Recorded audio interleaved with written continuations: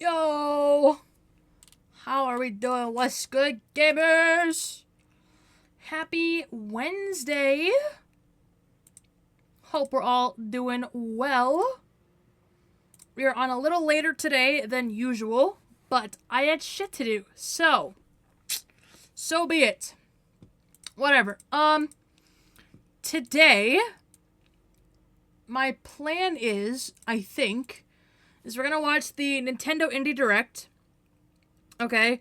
And then we might do the Gamescom Day 2 showcase. We might play some Deadlock. We might play some FORTNITE. In no particular order, we will just kind of see how it goes. Basically. Okay? Cool? Alright, cool. Whoops, I opened the wrong thing. I do that a lot. I don't know why I do that, but I have a really bad habit of trying to click on Chrome and then I open up my email instead and it's like, well, son of a bitch. I didn't want to do that. Ooh, actually, while I'm in here, I should check and see if I got approved for the blurp party at TwitchCon.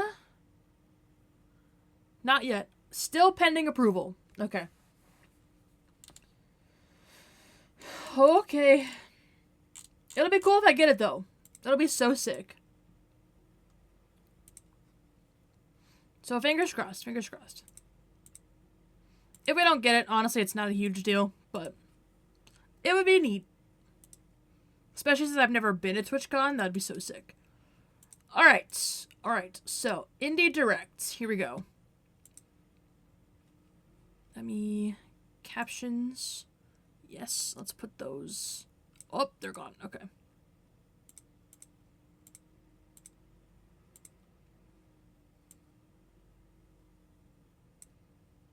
Let's see, is that a good spot for it? I don't think so. Actually, no, it's good. Okay, perfect. Awesome. Let's see what we got going on here. I am a sucker for a good indie game. We all know this. But yeah, how is the volume for you guys?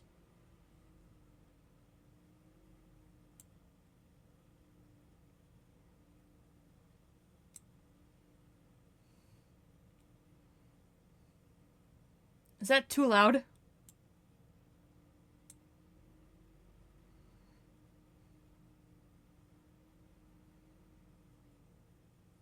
Balatro?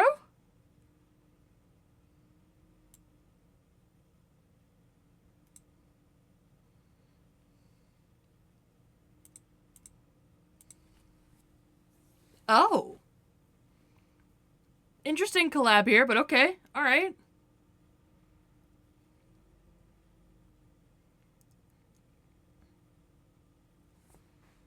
It looks cool.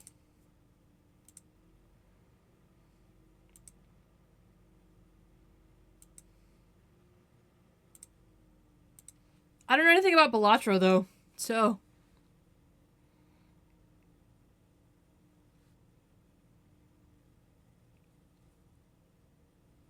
Among Us?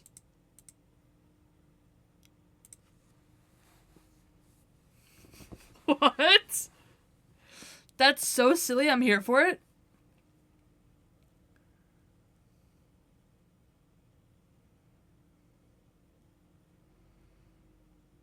Okay, okay. The Among Us one is silly enough.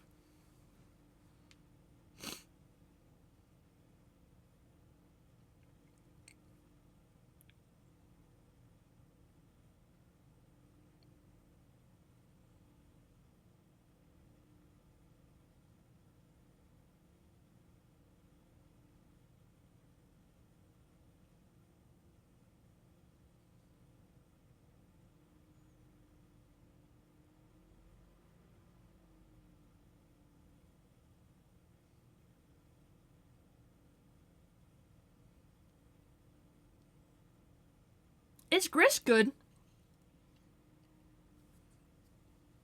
Because I've been, like, wanting to play Grist, but I don't know if I'm gonna like it or not.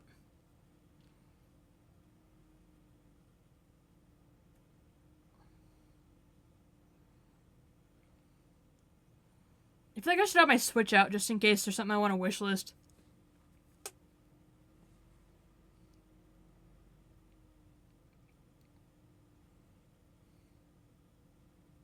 That's kind of cool. That's cool design.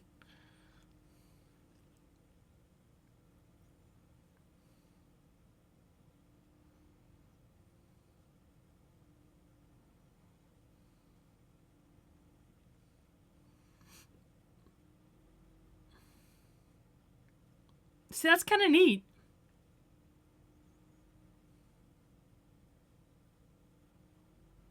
Isn't Gris all platforms? Or am I wrong?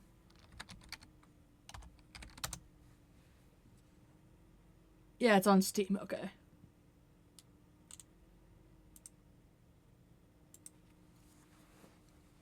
Oh.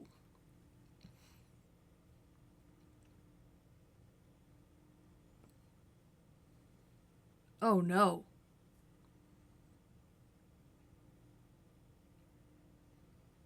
This looks cute.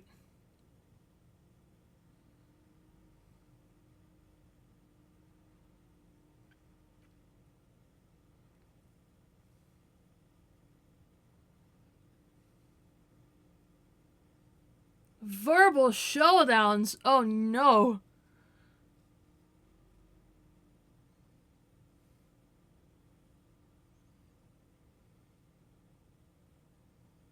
This looks kind of cool. Moth Cubit. Interesting.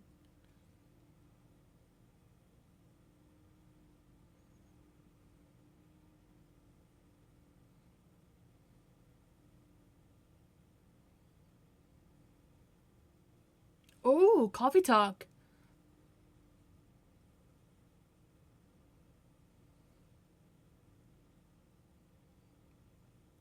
Are there several chapters?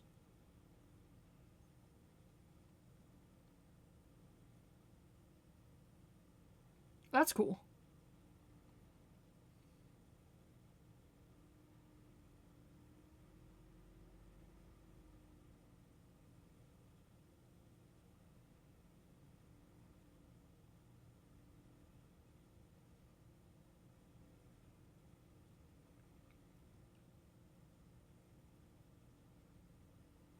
Oh, Tokyo. Is Coffee Talk a finished game?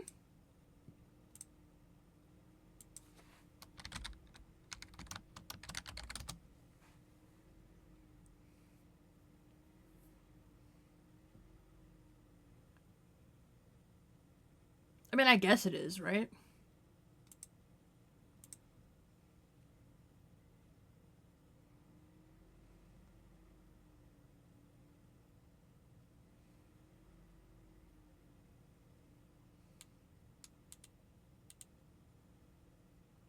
Episodes 1 and 2 of the complete series. Oh, I guess it is.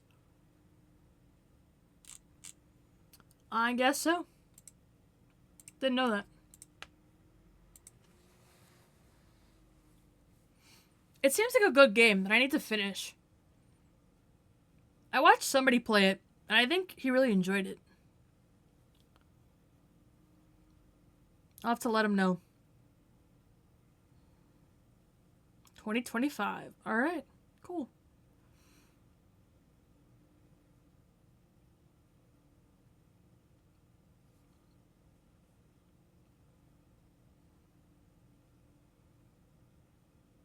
Ooh, DLC.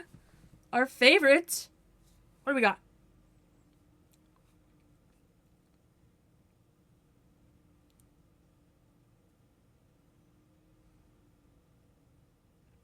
This looks familiar.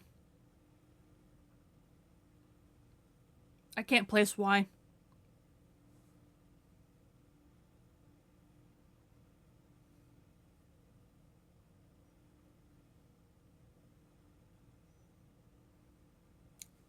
That's me!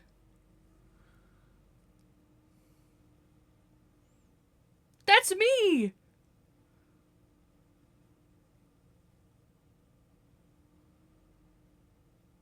That's kind of cool. Hey.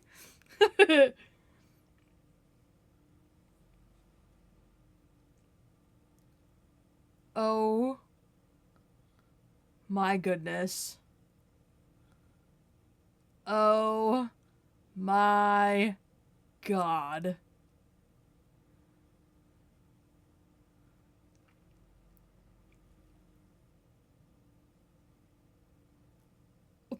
Oh my god.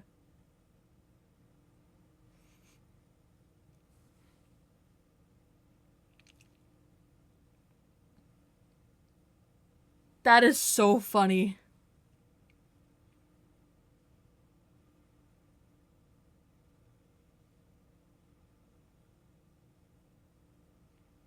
Oh.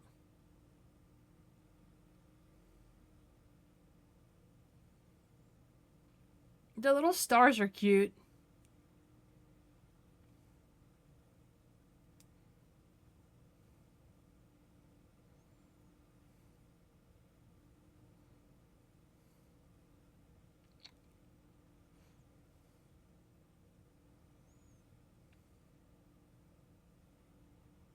Cool. I'm not a big fan of top-down.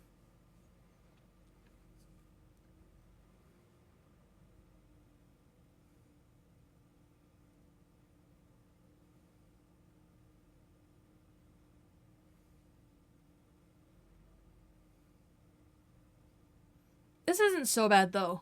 It's kind of like Hades' vision, almost.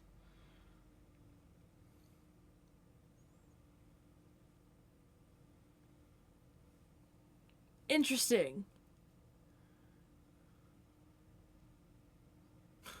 Was that a pigeon?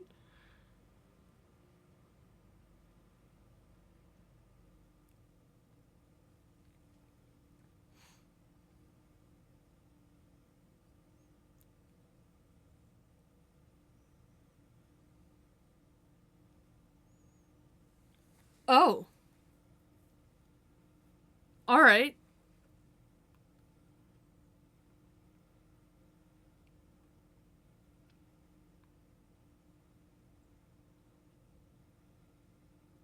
This could be neat. This could be neat. I could be into it.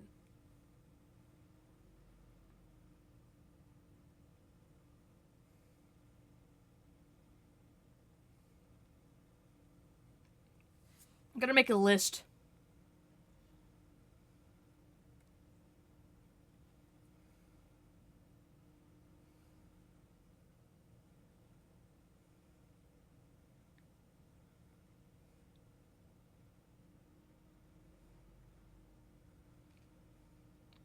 Oh, my phone is updating. Never mind.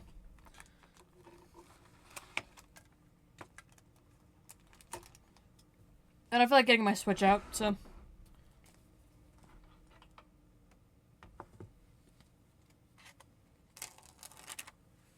Oh.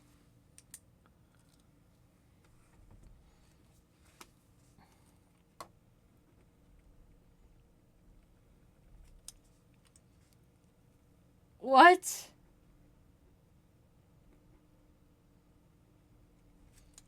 Okay, what was that game called? More Cells? Something like that? Whatever. Close enough. Okay.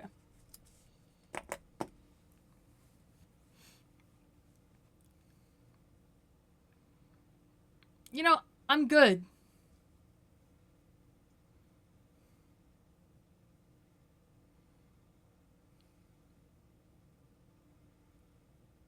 Yeah, I'm okay.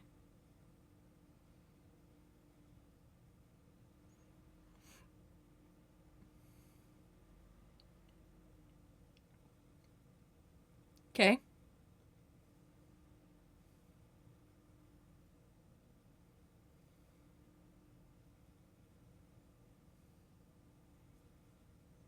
Sounds right.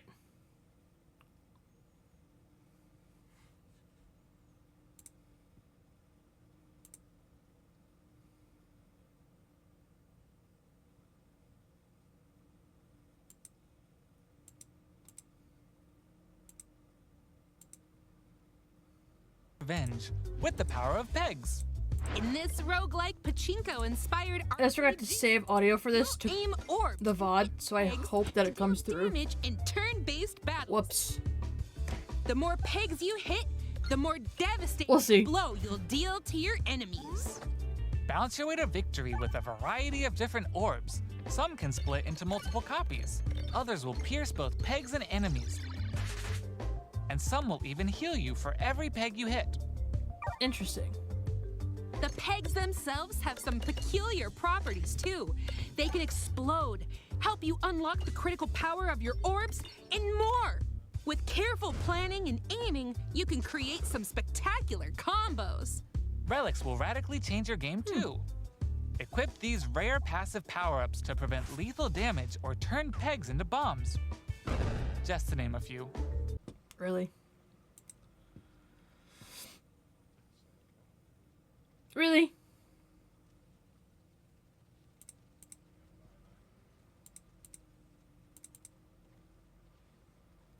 Did my stream just fucking restart? There's no way, right? There's no way.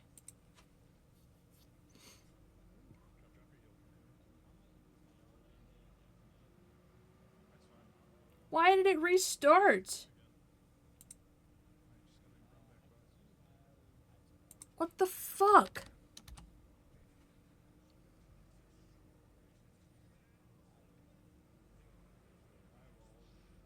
I dropped frames for 3 seconds and my entire stream restarted. Are you serious?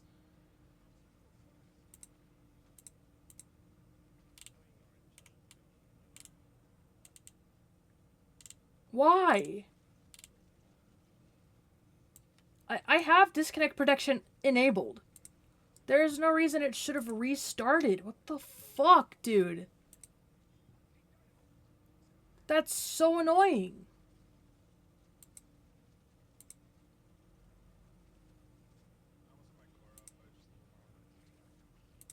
What the fuck? Oh my god, alright. Fucking whatever. Whatever.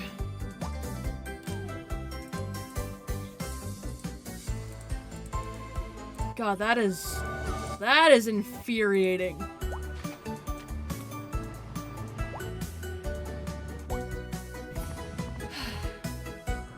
Okay.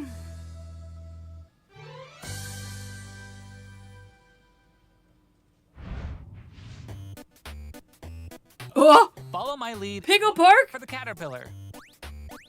We're doing great so far. Hey, careful! There's a Andrew! Oops, let's try this again. I love Pico Park. Scoot. Jump! Good thing we're tied together. Look, a key. Let's grab it. Hey, don't jump on my head. I'm going in. Oh! All right, let's slow it down. And jump! Got it. Yay! We make a great I love team. Pico Park. This is so awesome. Right, with 8 players. Oh boy! As you can see, cooperation is key in this puzzle platformer. Up to 8 players need to work together to navigate levels full of ledges, cliffs, and other obstacles. Use strategic stacking, coordinated movement, and puzzle-solving skills Oh to find all my the keys God. and reach every level's exit. There are more than 60 levels, and each one can be completed no matter how many players you have on your side. Think it'll be a walk in the park? Think again. Even greater challenges await in dark mode, where your skills and your friendships will be put to the ultimate test.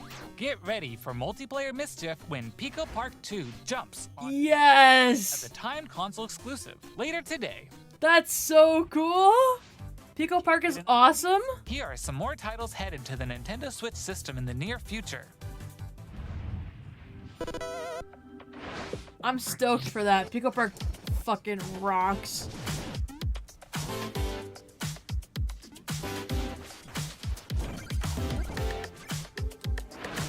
What is this?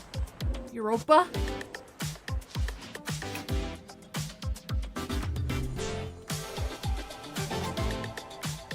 Okay.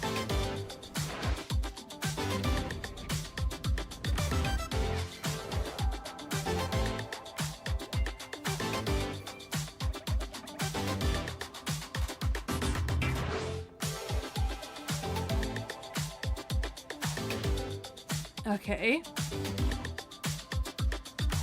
Interesting.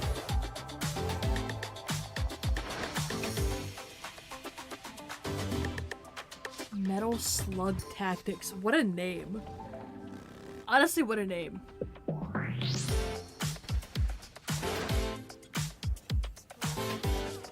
The Plucky Squire.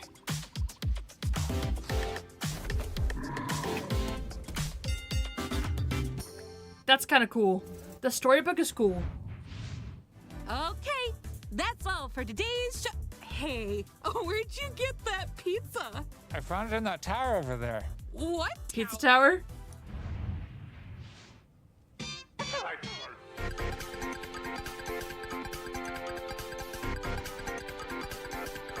Okay. The art design on this is so silly, I kind of love it.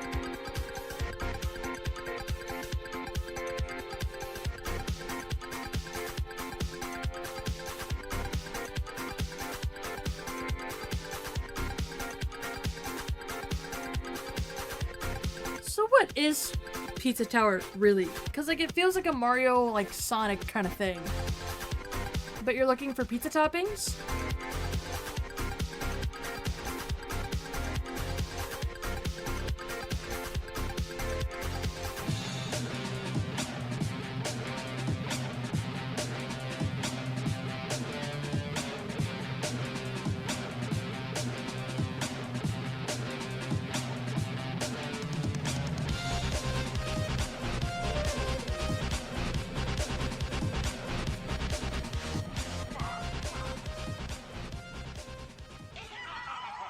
Oh.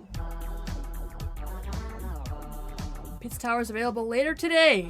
So yesterday? This was yesterday, I think it was. That's all for today's Indie World. We hope you What? enjoyed today's showcase. You're lying. A big thank you to our indie community and It's partners not even halfway over. for Nintendo Switch. Follow our official Indie World account to stay up to date on all things indie on the Nintendo Switch system. Stick around for more exciting news and updates in today's Yeah. Nintendo Direct partnership. That's what I thought. Start right now. Until next Yippee. time, Happy gaming! Cool.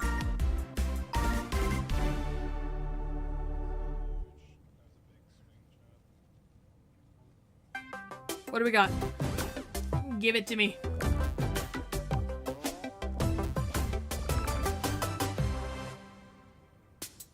Hello, everyone. Welcome to today's Nintendo Direct Partner Showcase.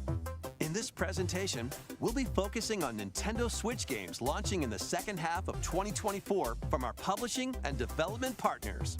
There's only 3 months left of Get to the 2024. headlines. These games are falling into place. Okay. What you got for me? Tetris. Celebrate the 40th anniversary of Tetris with a compilation of historic games.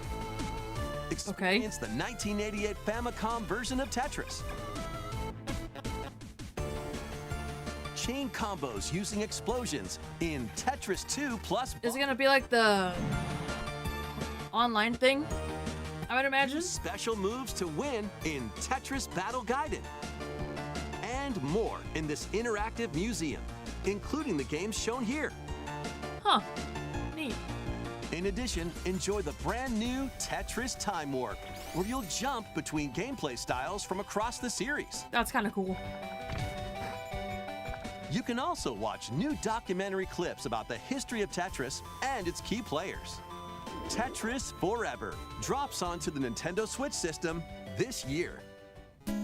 All right, that's kind of neat. Plus, the NES version of Tetris is coming to Nintendo Switch Online this winter.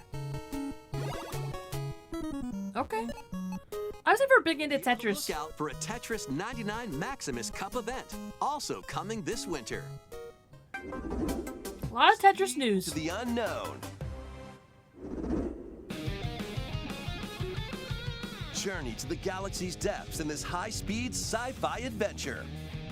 After receiving a mysterious distress signal, you'll venture through a massive alien world to reunite with your beloved. Ride the stylish hoverboard to explore stunning landscapes. Hoverboard travel's kind of cool. Of alien structures, from scorching sands to wavy waters. Each area will challenge your traversal skills. Along the way, you'll face enemies in frenetic melee combat. By unlocking skills and combining different abilities, you can find more creative ways to overcome foes. You can also customize the hoverboard to match your riding style. Solve puzzles and gather resources to boost its speed, steering, gravity, and more. Whether you're racing through terrain at high speeds or in the throes of combat, the hoverboard will be there to help you. Leave no stone unturned as you explore every corner of this vast planet. You never know what or who you'll find. Oh. Star Overdrive launches as a timed exclusive on Nintendo Switch next year. That could be cool. That could be alright. Do whatever floats your goat. God. Goat Sim 3? Is that what this is? To the vast island of San Angora, where you'll take on the role of a goat. Or, We're not kidding. you know, it is Goat Sim 3. It has to be. Sprawling sandbox adventure, you'll headbutt, lick, and explode your way across the island. It's such a silly game. Anything and everything you find. Want to drive around town? Join a yoga class? Antagonize the locals? You can do all of that and more. Complete quests and gain karma to progress the story and unlock customization options. From fashionable It's such a silly idea. shirts and inflatable tubes to goat variants, including tall, angry, and even tasty goats. Oh. Buckle up and grab your fashion style by the horns. And you're not the only belligerent Billy around here. Unleash all sorts of bad mischief in two-player online or couch co-op. Two-player Goat Sim? Hope you're Oh, ready to, shit. hoof it, because the digital version of Goat Simulator 3 rams its way onto Nintendo eShop later today. That The is physical version of the game launches on Nintendo Switch this November. insane. Co-op Goat Sim is like, Mix of first reveals and game updates. I don't even know what to compare it to. Chaos.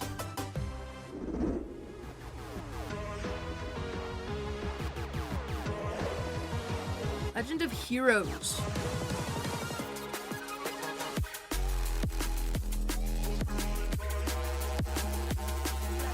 I love the music in these showcases, they're so good. Star Wars?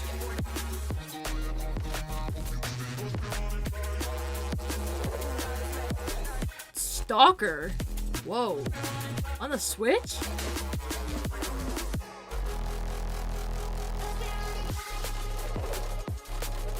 Worms Armageddon. Okay.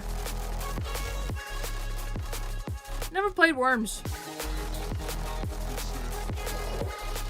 Disney Dreamlight Valley. New in-game event. Well, that's like next week. What is that? Thursday? Make Bikini Bottom your playground. Oh, SpongeBob. Here we go. Is this SpongeBob? No, this is Patrick. The silly sea star from SpongeBob SquarePants stars A Patrick game? adventure. Oh, Bikini Bottom is your oyster. Make some hilarious interesting. performing whimsical skydives, digging up treasure in the dump, or even blowing off steam in Mrs. Puff's rage room. Experiment with items you find, from exploding pies to paint tubes to make the world more. Oh my goodness. And he's not the only familiar face here. Gary? Comical challenges from SpongeBob, Sandy, Squidward, and more. Awesome. Buckle up. It's gonna be fun. I haven't played a SpongeBob game. Patrick's short. Other than like the plug and play one. Of his Yeah, mind. I just play that a lot. SpongeBob SquarePants, the Patrick Star game, launches on Nintendo Switch October 4th. Pre-orders begin Could be a good time. today on Nintendo eShop. I don't play a lot of games like that though. Ready for your very own personal trainer? Oh? Okay, let's get started. Ready? 1, 2, jump. The latest entry in the fitness boxing series is punching its way onto Nintendo. Okay, fitness boxing. Yeah, The yeah. added features make it easier to train more regularly. Use Quick Workout to jump into an exercise. It felt like that boxing one from Just together. What was it? Wii Fit? More in you. Once you're done, On the balance try board? going the distance. With an extra workout. That's what it felt like. With mitt drills, you'll practice with your instructor at your own pace. I love the swipe, swipe. In Sit Fit Boxing, you can complete exercise programs while seated for a different training experience. That's cool. Brand new Accessible. songs are included. There are also 6 instructors. I kind of what including 2 songs? new- What songs? Let me see. Okay. I'm Still Standing by Elton John. Viva la Vida, The Spectre. Really, what does the Fox say? Take on Me, Super Freak, Sugar, We're Going Down. Hell yeah. Stay. She's All I Want to Be. Miss You, Material Girl, Baby One More Time, Bad Guy, Counting Stars, Danger Zone, Ghostbusters, Don't Spell the Technique, I Should Be So Lucky, I Was Made for Loving You, and I'm a Believer. Okay, alright, okay. There are also Not 6 bad. instructors, including 2 new ones. Plus, you can change their hairstyles. Let them motivate you as you work toward your goals. Nice. Fitness Nice. Boxing 3, your personal trainer, launches on the Nintendo Switch system December 5th. This is going to be a match to remember. What is this? This Tekken, Street Fighter? One of the fucking, I don't know. 8 Capcom They all look the same to me. their way onto Nintendo Switch in one collection. Here's the complete roster of games. Capcom vs. SNK Millennium Fight 2000 Pro. Capcom vs. SNK 2 Mark of the Millennium 2001. Project Justice. Capcom Fighting Evolution. Street Fighter Alpha 3 Upper. There are so many of these The games, Sword. Night and they all look the same to me. Power Stone. And Power Stone 2. Wow. Each game has its own training mode and is playable online. A training mode? Wow. No one will ever let you use it. Museum to enjoy artwork and music from each game. A big part of playing Collection games 2 like this launches on is playing with someone who knows how to play the game, Plus, jump and then into the fray playing with someone who doesn't know how to play the game, Capcom Fighting and not being Arcade like, allowed Classics. to use the Hyper tutorial. Follows its way onto Nintendo Switch Yeah. September 12th. Digital pre-orders begin later today on Nintendo eShop. The physical version of the game launches on Nintendo Switch November 22nd. Next, 'Kay. please take a look at this. I'm gonna take a look. Please show me. What you got? 私の声を聞いている遠い時代のあなたへ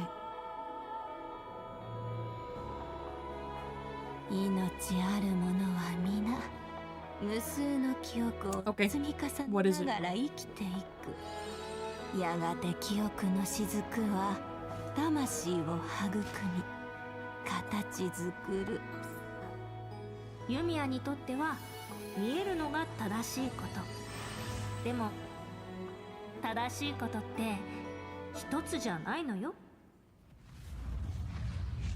全て滅んだと思っていたが正しいこと That changed pace a little bit. Okay. All right. 絶対に許さない身の程知らず愚か者今日はそうただのご挨拶ですともこれが私の全力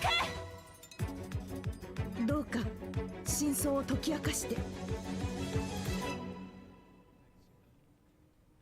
Okay. All right. We hope you're looking forward to the newest entry in the Atelier series, featuring a brand Atelier. new protagonist. I know how to say it, so I'm glad they did. See some more headlines. Adventures and allies await in these Nintendo Switch games. All right, let me see him. HD remasters of the first 2 Suikoden games are coming to Nintendo Switch in one bundle. Meet and befriend up to 108 allies in these turn-based RPGs. That's a lot of allies. Travels, you can strengthen your home base and expand your spheres of influence while fighting for your cause. This collection adds new support features, like the ability to speed up combat and automate battles with a single button. The battle style here looks really cool. 2 I like that. HD Remastered, Gate Rune, and Dunon Unification Wars launches on Nintendo Switch March 6th, 2025. Nice. The HD 2D remake of Dragon Quest III draws near. After Whoop. gathering your companions and selecting their vocations, you can now customize their appearance, voice, and more. Oh, that's kind of cool. The new Monster Wrangler vocation, you can use monster-like abilities to fight enemies and heal allies. There may also be places where you can put monsters to use, but that's for another time. He's so cute. In Quest 3 HD 2D Remake ventures onto Nintendo Switch November 14th. Pre-orders begin later today on Nintendo eShop. Later today. So they're already out. Castlevania games Anything that says today is not today. It's System. yesterday. Sorrow, Portrait of Ruin, and Order of Ecclesia rise again in a single collection. Arcade classic Haunted Castle is also included, featuring the original and a reimagined version. Plus, there's a gallery that includes exclusive art and a music player. Pretty cool. Castlevania Dominus Collection launches on the Nintendo System. never dabbled in Castlevania. Build something you believe in. Old builders. The award-winning strategy series returns with Sid Meier's Civilization 7. Of course. As one of many legendary historical figures, including newly added leaders such as Queen Himiko. Friendship is her strength, and she can initiate diplomatic endeavors that help you research new technologies, expand your territory, establish your empire across the map, and conquer or cooperate with rival civilizations. You can even create your own path through history by... Never really got the hype around the Civ games. I'm not gonna lie. In the modern age, you can evolve your empire into Meiji Japan, known for its scientific strength and military force. Plus, you and your friends can see your kingdoms collide in online or local play. Can you create an empire that stands the test of time? Turn the page on a revolutionary new chapter when Sid Meier's Civilization 7 launches on the Nintendo Switch System February 11th. Oh, Pre-orders February. available That's now coming up quick. on Nintendo eShop. It's coming quick. Definitely. Forge bonds transcending time. Celebrate the 30th anniversary of the Tales of series with a remaster of the action RPG Tales of Grace's F. Never heard of it, to be honest. Protagonist Asbel and Prince Richard Okay. meet Sophia's children. We will always be friends. The three soon become You're a friendship. lifelong friends. It's good. Several years have since passed. With their strong friendship and desire to protect their loved ones, I've never played a Tales of game. entangled in a conflict that will determine the fate of the world. This I haven't played a lot of remaster games, adds to be enhancements honest. like destination icons and toggling enemy encounters, as well as downloadable content from the original game. Hey, DLC. Gotta love it, baby. Good shit. Tales of Grace's F Remastered launches on Nintendo Switch January 17th. Very, very soon. Like 3 months away. Two adorable adventures, one cozy. Cozy Adventures. Oh no. My Sims Cozy Bundle?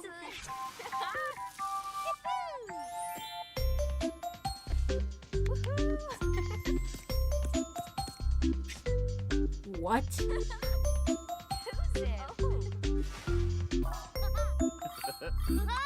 What?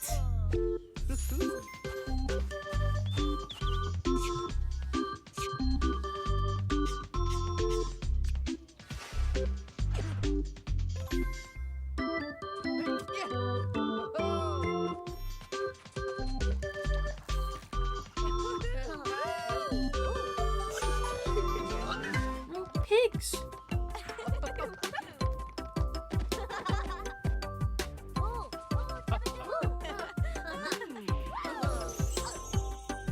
My Sims Cozy Bundle. That's kind of crazy. More help is wanted.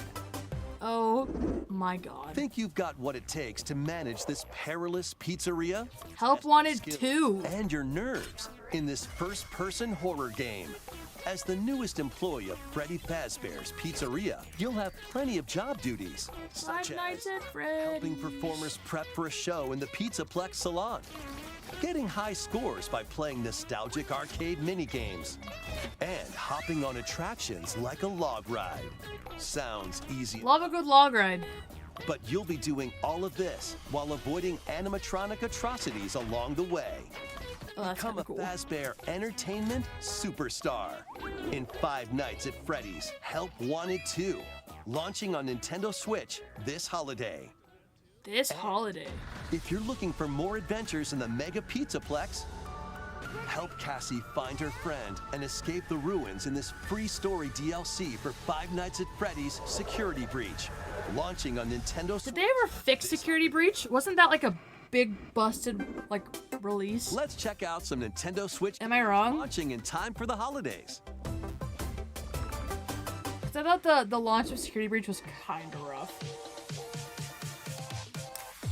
Legos, Funkos, what do we got? Disney Epic Mickey Rebrushed. That comes out on my birthday, in case anyone's wondering.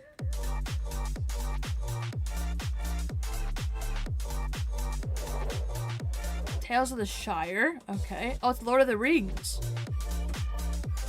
Okay, okay.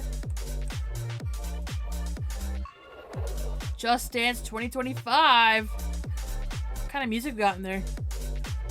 Yes, and Unstoppable Basket Case. And of course, the Funko game, go figure.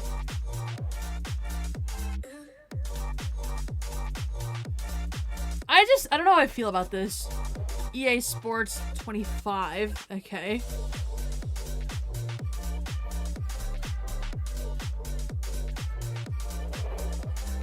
Lego Horizon, yeah, we saw this earlier. Where did we see this? Was it Sony Direct? Did we watch one of those recently? I think so. Some kind of showcase we saw that. Why do you stand in my way? Me? I should ask the same of you!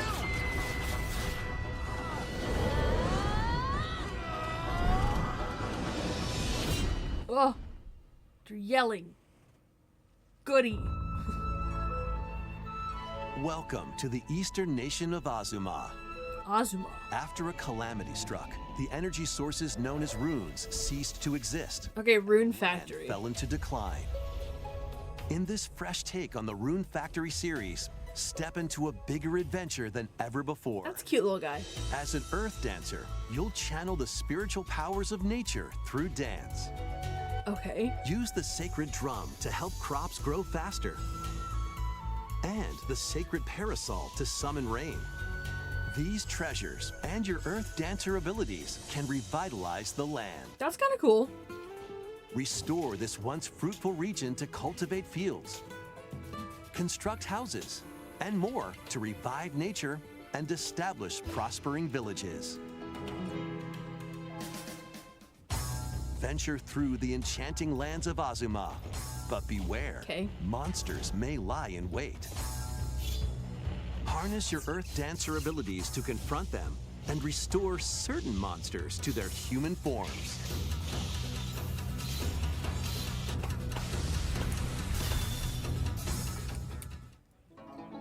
As you settle into village life, get to know the community around you and deepen your relationships to find friendship or even romance. Who knows? A wedding could even be on the horizon. Experience a beloved series reimagined. In Rune Factory Guardians of Azuma, launching on Nintendo Switch next spring. Okay. Next will be our last announcement. I got really bored with that one, I'm not gonna lie. 死にてえやつだけかかってこい Yakuza? Immerse yourself in the story that started the epic saga in Yakuza Kiwami. Meet Kazuma Kiryu, a Yakuza accused of murdering his clan's patriarch, and Haruka, a young girl on the run. Two individuals whose fates intertwine. Set in Kamurocho, Japan's largest entertainment district, Kiryu must navigate the twists and turns of Tokyo's underworld while confronting rival gangs. Swap between 4 fighting styles in real-time combat. Fight bare knuckle, or arm yourself with makeshift weapons. Go up against a whole chair is crazy. There are also plenty of distractions to be found in Kamurocho. So take a break from brawling every once in a while.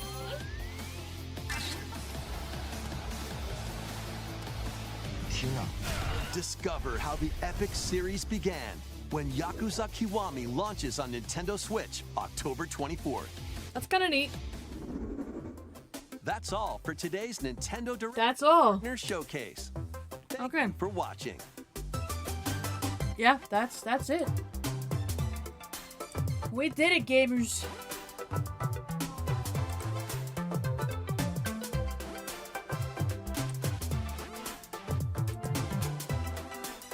Cool. Not bad. There wasn't too much that I was terribly interested in, but that's okay. I don't use my Switch a lot regardless, so... Cool. 皆さんこんにちは、宮本です。 Go away.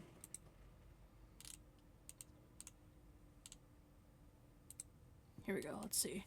Did I miss anything that I wanted to see? I mean, not really.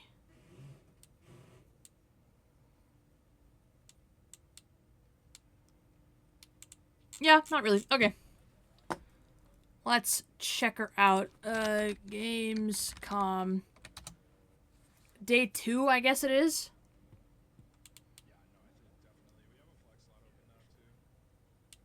It's this one? The Future Games Show? Right? Because we watched opening night live.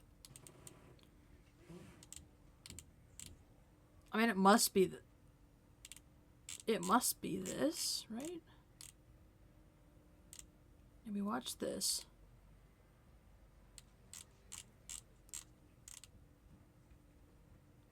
I guess it's this one.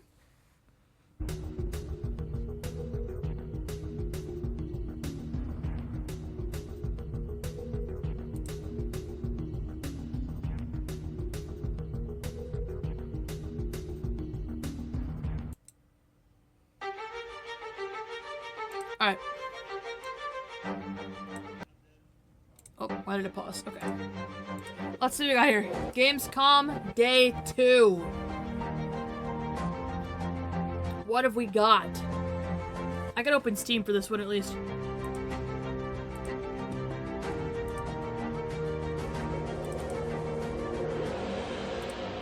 Okay, I'm ready. Hey everybody, and welcome to the Future Games Show at Gamescom, presented by Sid Meier's Civilization 7. I'm Ned Luke, though. You might know me best as 2013's Father of the Year. Michael DeSanta from Grand Theft Auto 5. Why does he sound I'm quiet? here today to run you guys through a boatload of exclusive video game news. But every big score requires partners in crime. And thankfully, I got one of the best in the business here. How you doing, Alex? I mean, how you doing? Good to be here. Howdy to the folks at home. My name is Alex McKenna, and I played the ruthless outlaw Sadie Adler in Red Dead Redemption 2. Oh. And I could probably deliver a mean seminar on virtual robbery, but we've got a red-hot haul of video game trailers to show you instead. That's right, and over the next 90 minutes, you can expect world premieres, developer presentations, and gameplay deep dives on the most exciting upcoming games. Yeah, we'll also have plenty to share about Civilization 7 as part of our collaboration with the team at Firaxis Games, but more on that later. Yeah, for now, just do me a favor, and be cool, all right? Get comfy, make sure you got hot popcorn within arm's reach, because our first world premiere is coming up now. Yippee! Love a good world premiere. Okay, I shouldn't need this anymore. There is a house in New Orleans. Okay. They call the rising sun. And it's been the Is this a title sequence? Too?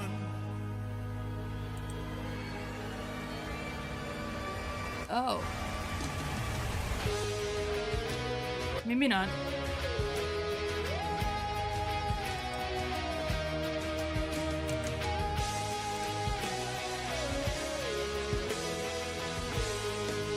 That roller coaster in the skull is really cool.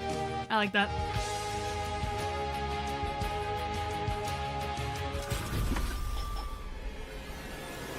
Mars attracts. Huh. Interesting. Fun concept.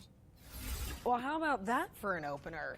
Mars Attracts is a park builder based in the Mars Attacks universe, and it's coming in 2025, so make sure it's on your wish lists. Next up, we've got brand new gameplay from Spine, the Gun Fu action. From what? Spine? Check out this trailer. Soundtrack by John Wick composer Le Castlevania.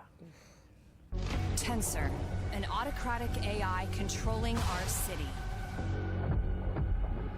It took over the government and let the gangs tear the place apart. She's got a cool character design. I like it. They've taken my brother.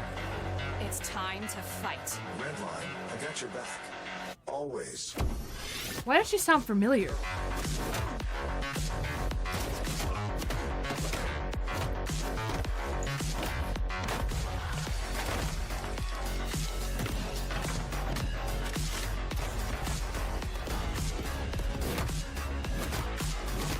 It looks kind of fun.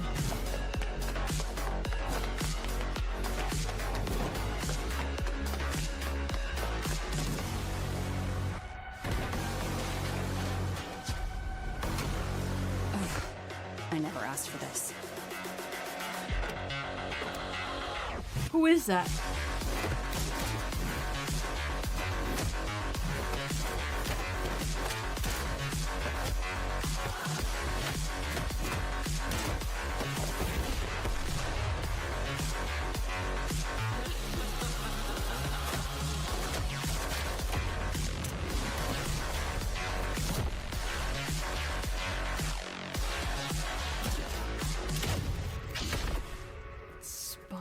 I have to see who. Spine is coming to PC and consoles, so get it on your wish lists. And keep in mind that you can find all of the games featured in today's show on our official Steam page. I mean, just type Future Game Show into your search engine and click on our Steam page. Okay, well, this next game is a mixed media shooter where there's no actors released yet. That's kind of annoying. To Atlantis. Let's check out The Explorator.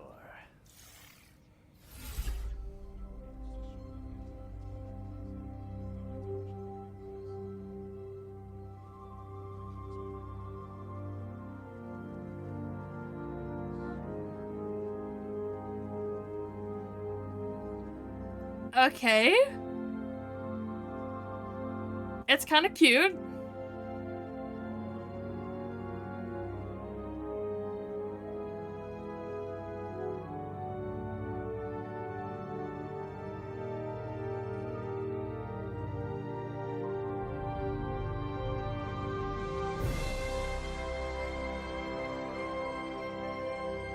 Where are we going? What's the greatest expedition of all time? Tell me. Atlantis. Ooh.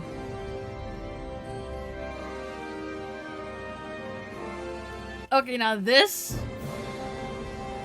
I'm kind of into this.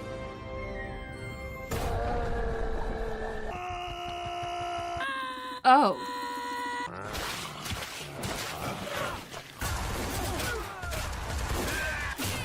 Oh.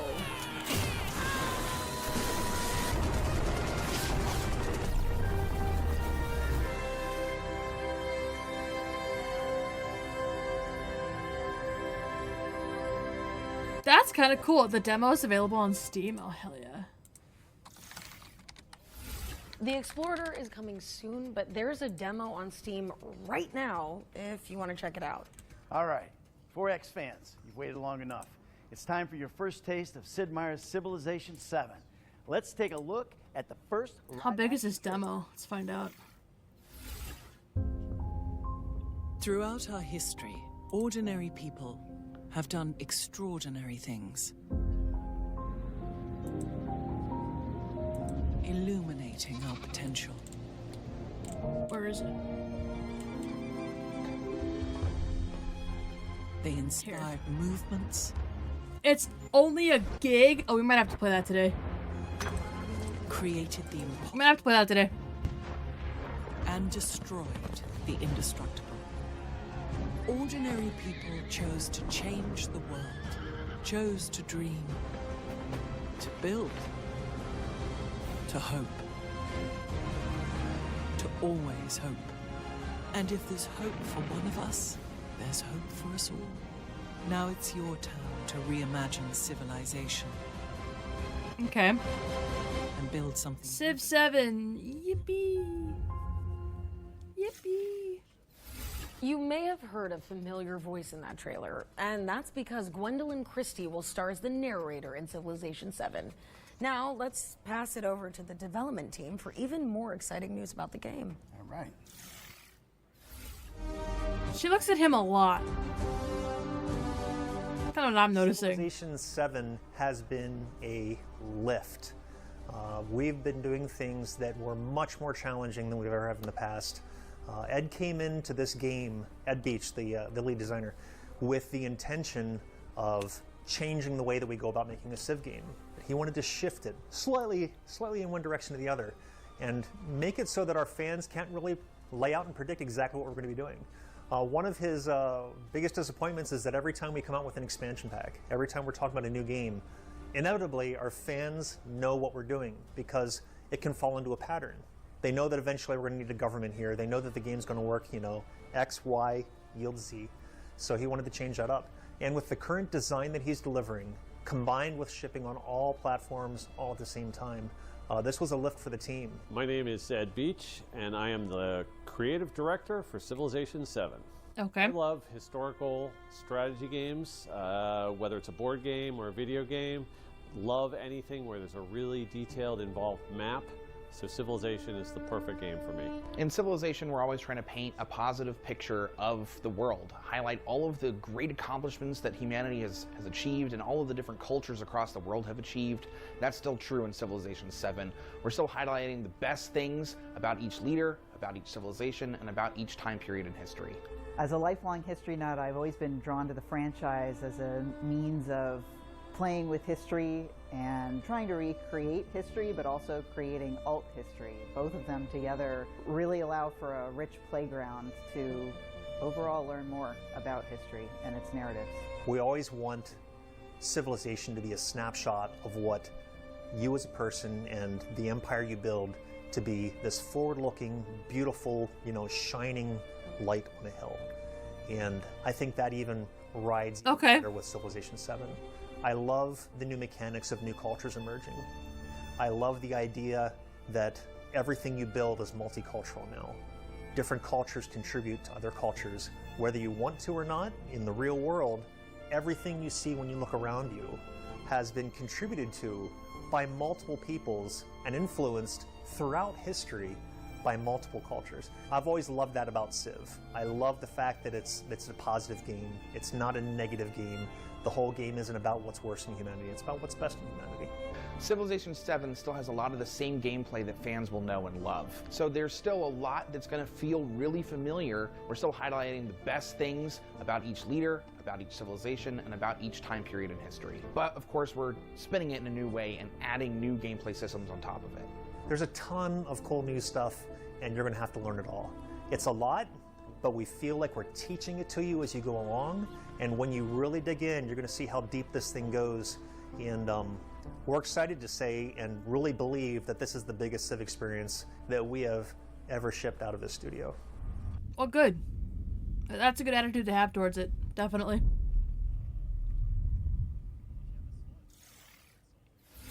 Sid Meier's Civilization 7 is coming to PC, consoles, and Switch on February 11th, 2025. We'll have more from Firaxis later in the show, including a special gameplay trailer, so stay tuned. Our next game actually came out yesterday. Oh. So I imagine some of you are already playing it. Oh. Right? Probably raging at bosses, Googling guides. If Don't not, care. This clip might just convince you. Here's the launch It won't. for Black Myth. The dev team has already convinced me against it, so... Yikes. Are there more good folks in the world or bad? More? I don't care. Of course. Then why is there always suffering? And why do the bad folks always win? Because goodness without teeth punishes not. It only foments evil. Cleanse the world with blood and grow lotuses in it. That is your... There's already DLC for Wukong. For real. Fuck's sake. Paid DLC, by the way. Keeper of the New West, welcome, the Destined One. The Destined One, who doesn't even know. I just went and ignored it on my Steam list. Those old rascals, they surely know how to name. I don't need that shit. Thank you. You're driven by glory, not destiny. So this is the face of the Destined One. It will fit me just as well. Bathed in blood, yet preaching peace. Oh, you mortals, pray enlighten me. What justifies your superiority?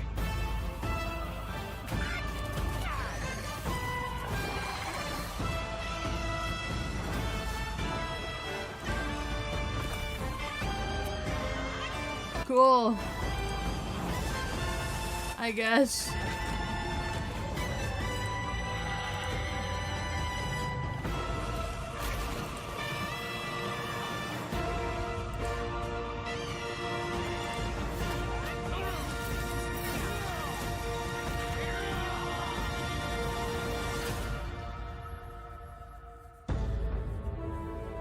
Maybe once our dev team stops hating women, I'll care enough to watch that. But until then, and Black Myth Wukong, which is out now on PlayStation, Xbox. I don't care. PC. By the way, if you're enjoying the show, head to the link on the screen and fill out that FGS survey to have a chance at winning an iBuyPower gaming PC complete with an AMD Ryzen 7 CPU and GeForce RTX 4070 with over $1,500, baby. Okay, another world premiere now. But if you watched our summer showcase, you might know already what it could be. A world premiere.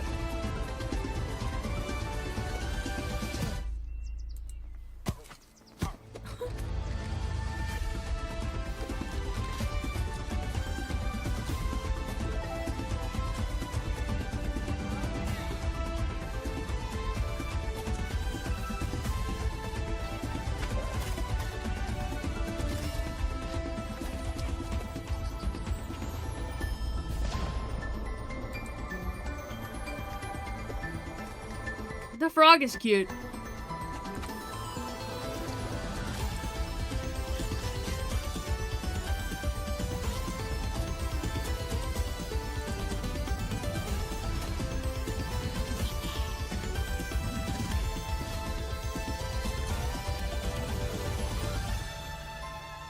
the hell is wrong with my Twitch? What is this? Wait a minute, look at this, look at this. This is what my Twitch looks like right now. What?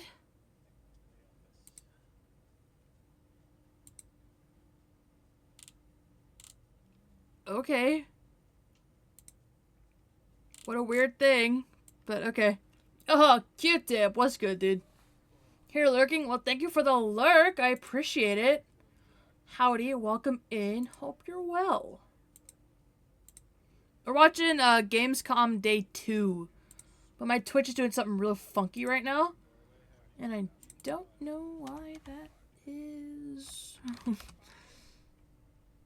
And I think it's fine. I guess. It's fine. Okay, we're good. Carry on. That was your first look at Croak, an indie platformer from developers who worked on Cuphead and Rick and Morty. It's coming soon to PC. Oh, that's kind of cool. So, you know, you can add it to your wish list now on Steam.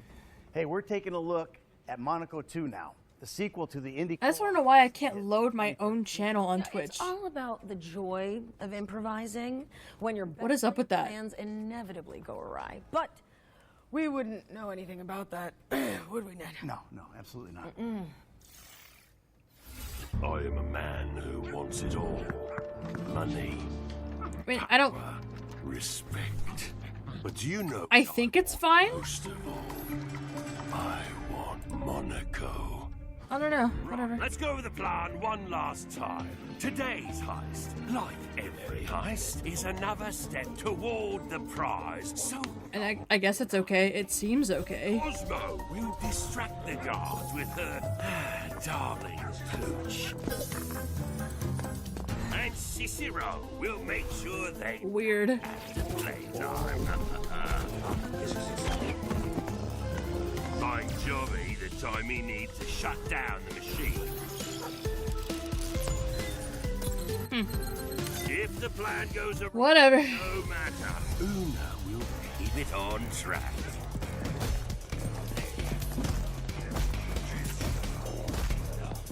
And we'll walk away one step closer to the top. Or run away, as the case may be. Heist by heist, we'll make this city ours. Or they may chase us, but we'll always be one step ahead. This is my city. This is my empire of crime. This is Monaco. Monaco. Start getting the gang back together because Monaco 2 is coming to PC in 2025. We're taking a closer look at Raven's Watch now. It's an action roguelike from the creators of Curse of the Dead Gods. My forgotten legends. You are forgotten no more. No need to thank me. See how far you've come. Back to me!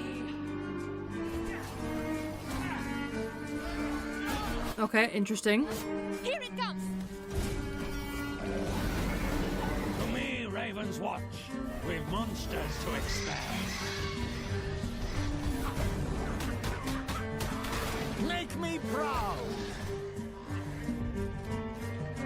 The fated moment approaches. Get ready! Show me what you have become. Show the world what I've made of you.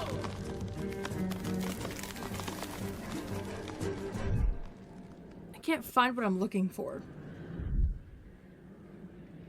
But I also can't Raven's Watch is look it up. launching later this year, but it's available now in early access if you can't wait to play it. There we go. Now we've got a new trailer for Zero Space, a story-driven, real-time strategy game built with consultation from professional StarCraft players. We were not the first out here, and we will not be the last. We will do everything in our power to protect humankind. Okay. Standing with the Keeper Council, we evolve our strategies to stave off the never-ending threat. Okay. Yet sacrifices must be made. Our enemies and allies alike watch with hungry eyes, ready to betray and undermine. And still, we must move forward together.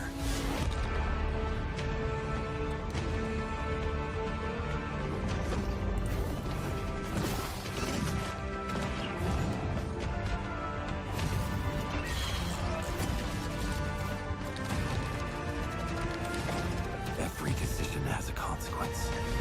The choice is yours. Zero Space is coming soon, so get it on your wish list. You can also support the game on BackerKit to get access to the upcoming beta. Let's keep it rolling with another world premiere. This one's an atmospheric puzzle adventure game set in the northern latitudes.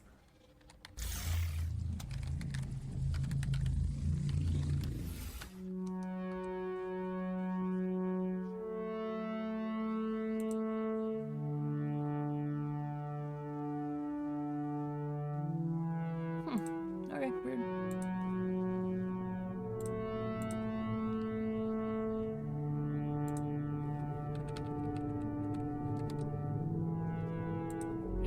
with crowds and keep your virtue, or walk with kings, nor lose the common touch. If neither foes nor loving friends can hurt you, if all men count with you but none too much, if you can fill the unforgiving minute with 60 seconds worth of distance run, yours is the earth and everything that's in it. I don't know why Twitch is being funky, but whatever, that's okay. You'll be a man, my son.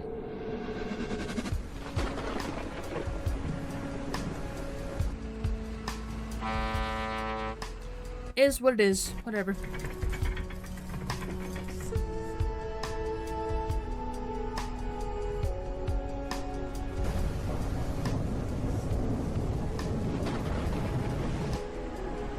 Everything looks fine, so I'm not gonna worry about it.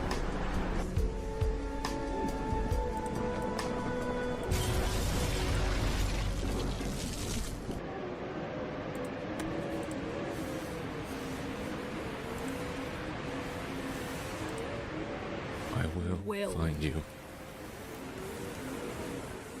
This looks kind of neat. Didn't we see this before? We didn't have a name for it, though, I don't think. Will Follow the Light is coming to PC, Xbox, and PlayStation in 2025.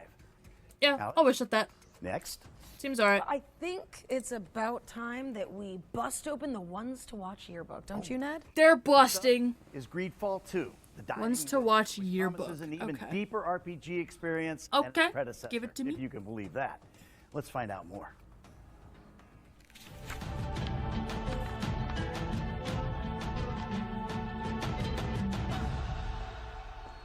This is kind of cool. Garance.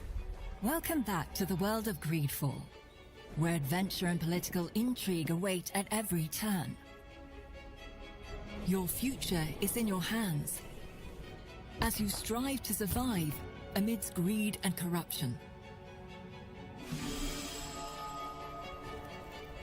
The year is 1231, 3 years before the events of Greedfall. You're a native of Tearfredy, and as this adventure dawns, it is the eve of the initiation that will see you become a Donigad, a sage, a guardian. That's kind of cool. Knowledge, and a spiritual leader.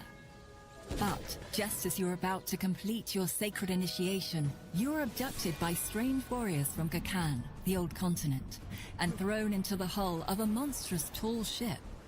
After a long and arduous journey at sea, you disembark on the shores of Gakan and discover this foreign world where people have grown distant from nature and now war and conspire amongst themselves.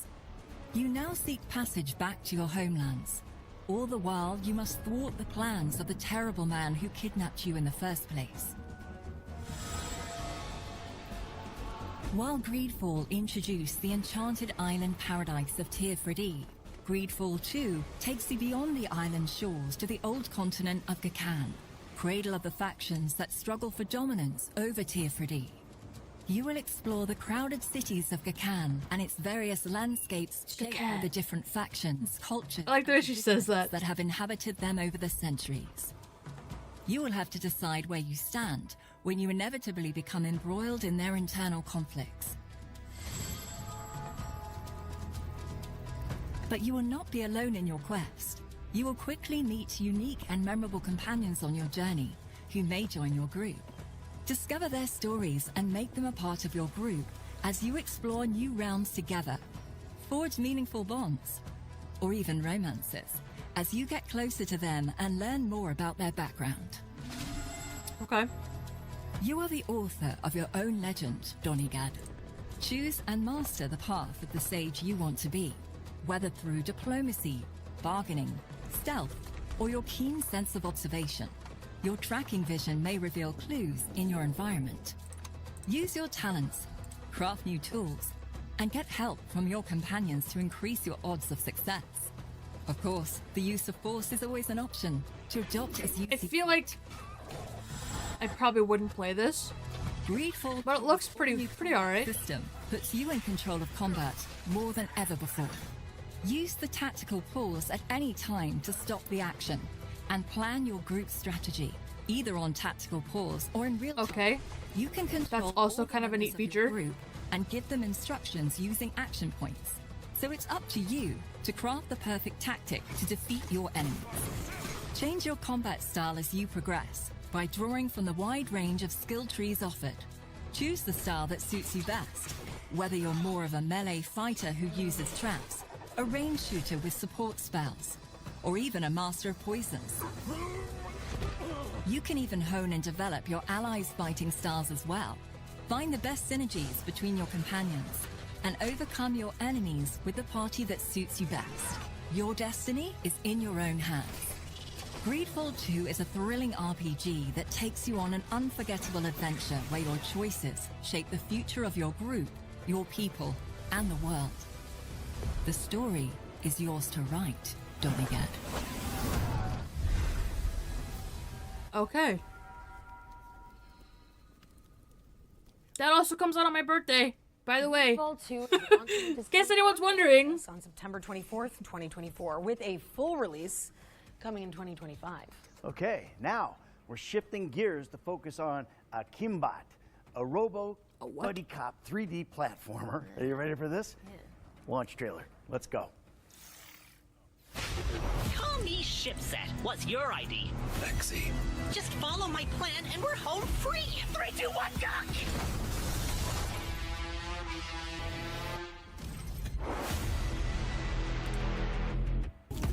Evilware fled to a planet. He's been building his awful army and plotting to acquire the artifact. Bad guy's hiding in a volcano. Oh, why can't it ever be a regular beach? Enough talk. Let's do business.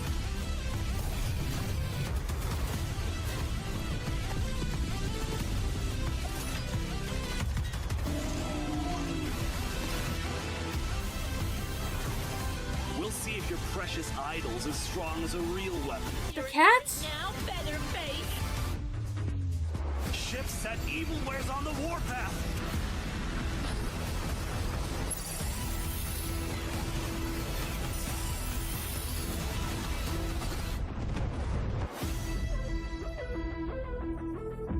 Okay. I can see the appeal in it, honestly.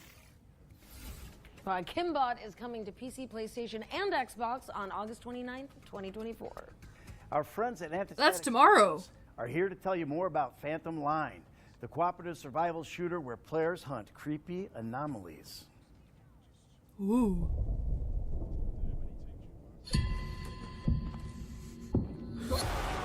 Hi, it's Chris from Antistatic Studios. Ooh.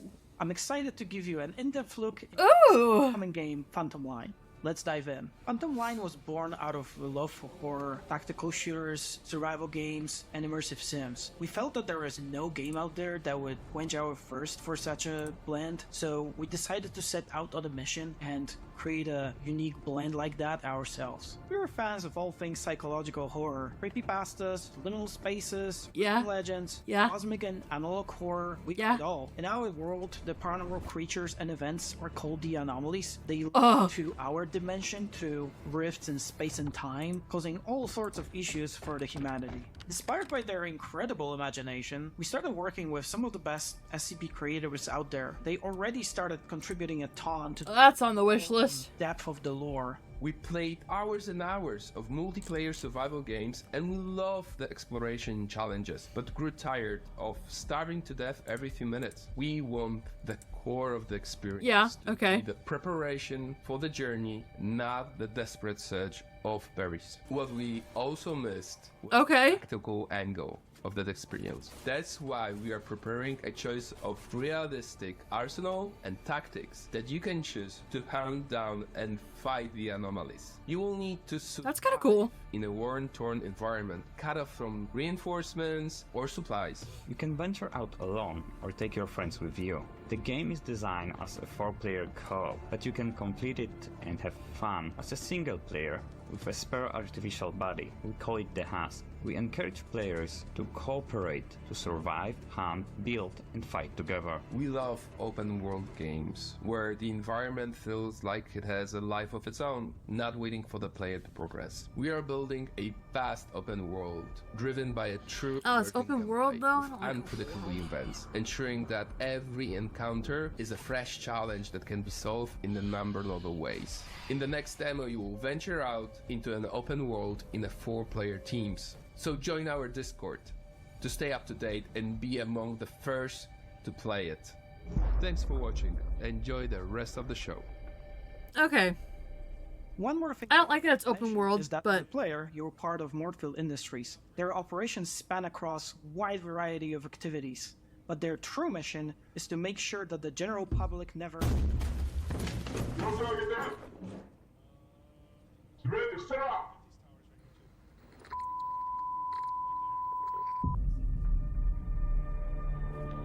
Alright, creative. I'll take it. Phantom Line is coming soon to SCPC. Oh, I see what you did there. Do you? Yeah.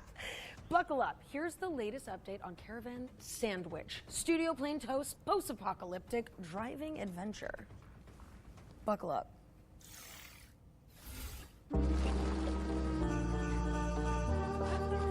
Art style's good on this one. I like the art style.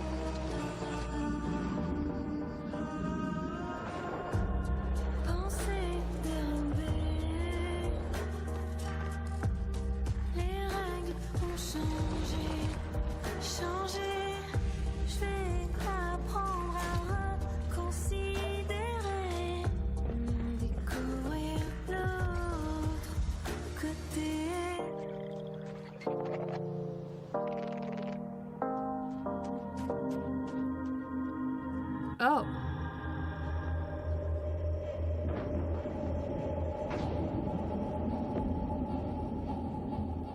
Caravan Sandwich. Start your wish listing engines because Interesting. Caravan Sandwich is coming to PC later this year. Okay, our next section is a little different. We've teamed up with Prime Video and the Lord of the Rings of Power to bring you This one also has a demo. covering the most exciting upcoming fantasy games. But before we get into that, let's kick off this fantasy section with some exclusive How big is it? from The Lord of the Rings of Power Season 2 and get a taste of the many journeys that we're going to witness. 3 gigs? We could probably do that. Elrond, you are wired to fear this power. Sauron has returned. What is There this? will be a ploy on his part. I wasn't paying attention. Destroyed. I was wish listing. Friend. Failure sight with her friends! You think it was only you who put yourself in my power?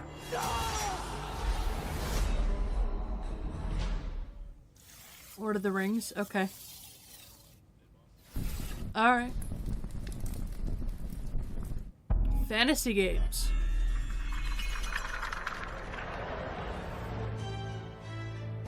First up on our list of upcoming fantasy games, we have got a bold new RPG with an electrifying art style.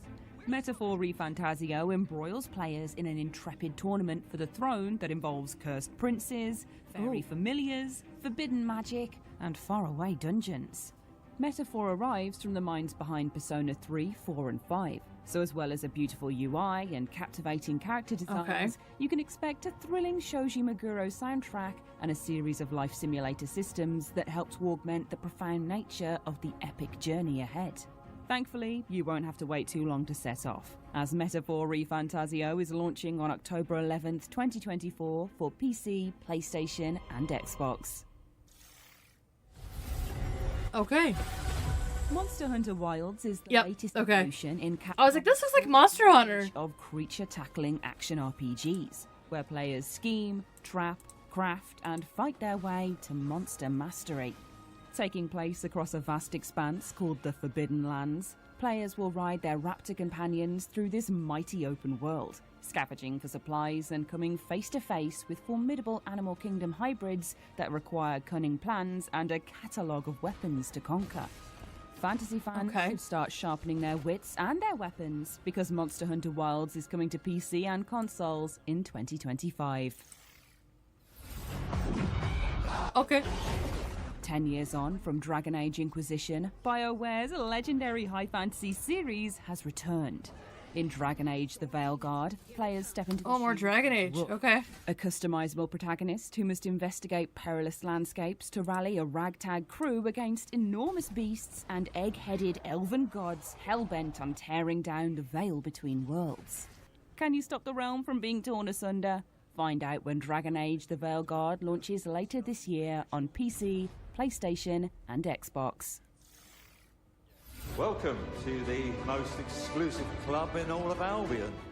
Carrying the torch lit by Lionhead Studios in the early 2000s, Playground Games' Fable reboot is a stunning reimagining A Fable of a reboot? funny fantasy series. It's set in the fairy tale land of Albion, where players will grapple with the burden of being a hero, as well as giant frogs and legendary beasts. Giant frogs are cool. And Consequence have always been a part of the Fable framework, and this has been teased with the introduction of fans and haters, as well as a mysterious rival hero. We'll find out more when Fable comes to PC and Xbox in 2025.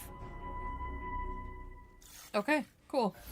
Season 2 of The Lord of the Rings, The Rings of Power, will premiere on Prime Video this August 29th. You can Tomorrow. also list our most anticipated fantasy games on the Future Games Show Steam page. Just type Future Games Show into your search engine and click on our Steam page. But back to the trailers now, as we're taking a peek at Rogue Waters, a tactical pirate roguelite from Tripwire Interactive. Pirates, okay. Betrayed. Cutter be locked in eternal battle with his foe. This combat looks lame as hell, I'm not gonna lie. Savage waters and choose your battles wisely. Gather your crew and ready yourselves to board the enemy vessel. Weaken the enemy by choosing your targets wisely. Board the enemy vessel with sharp positioning and clever tactics. Victory will be yours. Tame the legendary beasts to fight alongside ye in battle.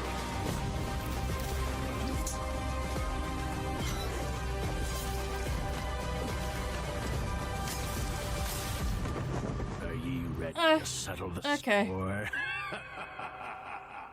It looks okay. Arr, consider me timbers shivered. Rogue Waters coming to PC on September 30th. Arr.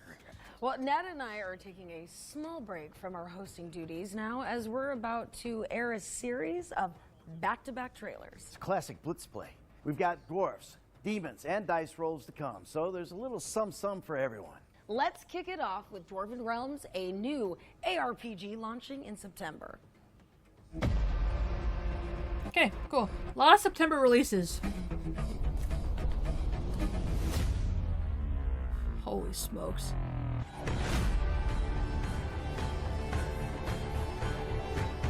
That is... yeah, that's a lot of them.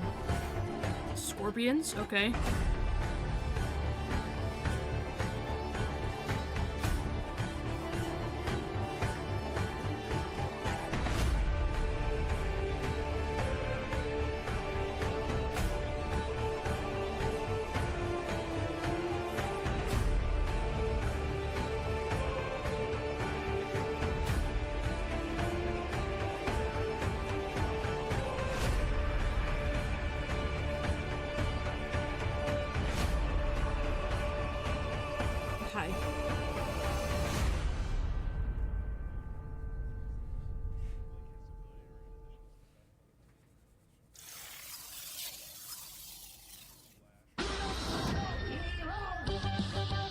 When the Rift is in trouble, the only ones you can rely on are...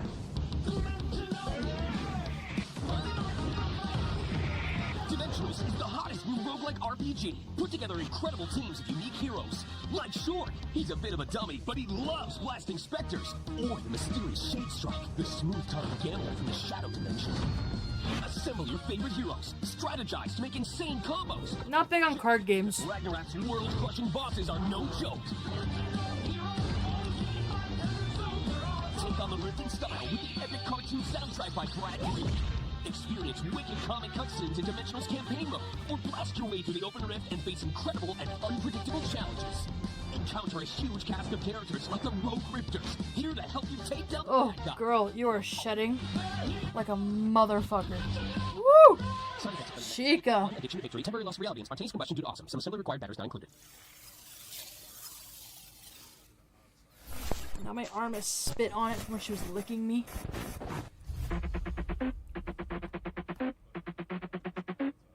Yeah, come here, lay down. Atta girl.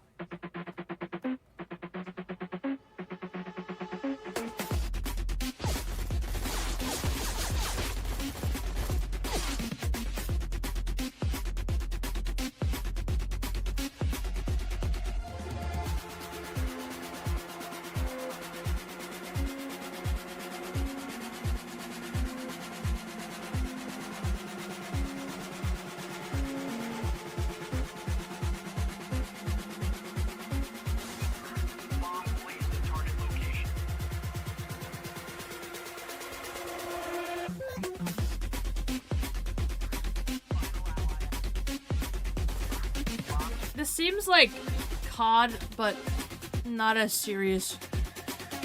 Or even Counter-Strike.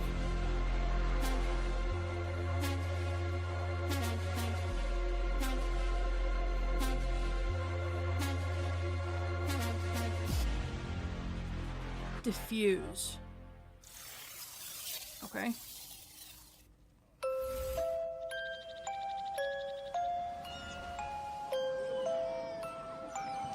My darling daughter. Emily and Chester are doing well. Your city kids are getting used to the Bloomtown way of life. They started wandering all over our peaceful town. Ooh. Besides, welcome to the Arty Showcase. Hell yeah. With proper manners. This looks kind of cool. Put them to good use. How we doing, Goal? What's good? Chores around the house. It'll temper their excessive talking, I hope. Well, they're not bad kids after all. They don't go where they're not supposed to. I think they even befriended some local kids. Either way, they'll be fine. Huh. You know how nice and cozy Bloomtown can be.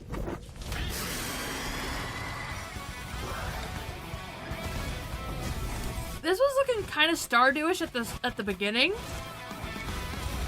but I could be into this.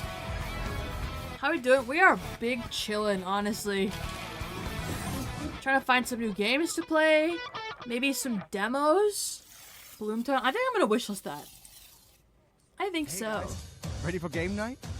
See you in 5. Hey. Let's play. There's a demo for this too. Come on. How big is this one? We might play this one too. Where is it?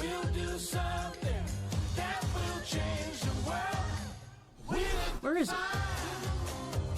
Oh, here. Less than a gig? Oh, hell yeah. We're gonna have some demos to play after this.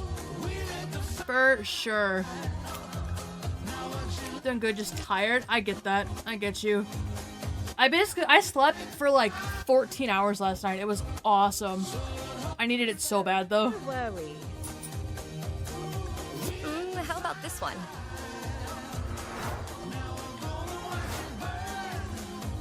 It was kind of epic, actually. So, all on board.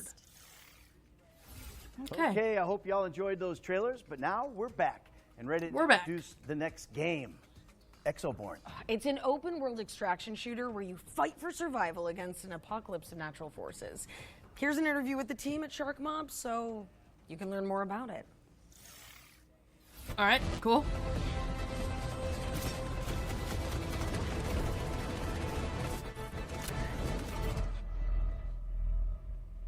What you got for me? Tell me all about it. Which is kind of like a parallel alternate timeline deal we've set up. It's in the near future. Mankind is facing a looming climate disaster. When the climate disaster became really bad, humanity rallied behind a project called Rebirth. So the ambition with Rebirth was to save humanity, to try to stop the climate disaster from happening.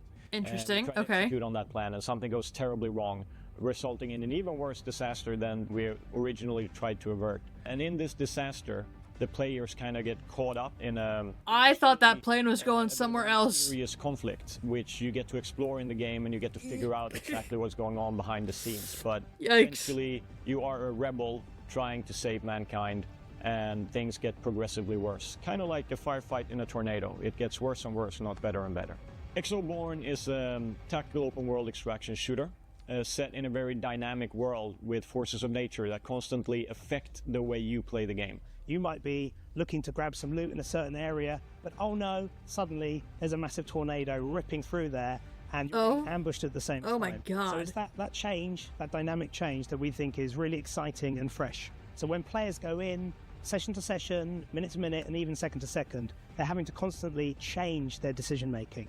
What do I do? How do I go after my I feel like that would be kind of annoying. What do I want to do now? Honestly. So Pena, hello. If you want to do a lot of damage. How we doing? How we doing? If you want that gun to behave in a different way, you need attachments, you need to modify that gun. And it's the same way for the X-Rig. If you want that X-Rig to have different abilities, you need to find... I don't know, like this just feels like it'd be... equip it. However... annoying. You lose it all, which means that it's very high stakes when you're out in a session. I'm also doing good. To be able to keep. We are big chilling right now. Next session. I think we're watching some showcases. My cat's here. It's great.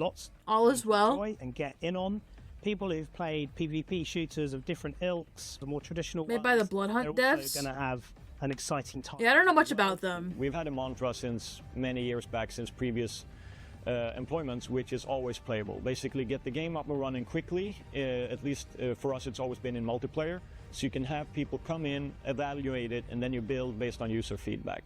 The natural evolution for us from that was something we call community first, which is we always develop the game with the community in mind. And we've begun to do these closed tests where we play with not just tens or hundreds of players, but thousands of players, and we get their feedback.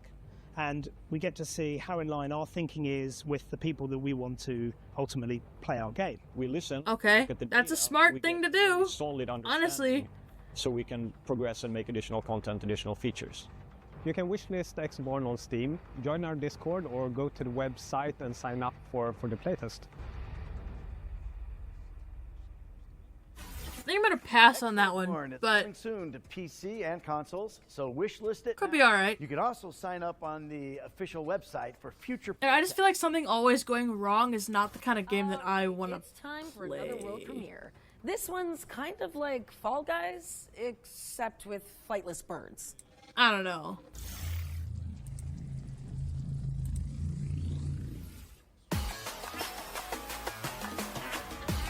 Penguin. Like, they're so cute! Fast Penguin. This feels like Fall Guys.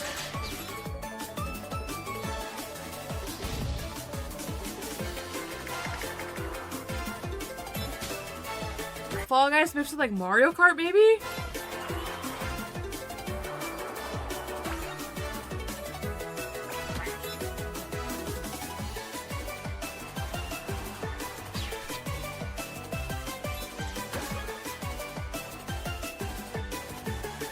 They are cute though.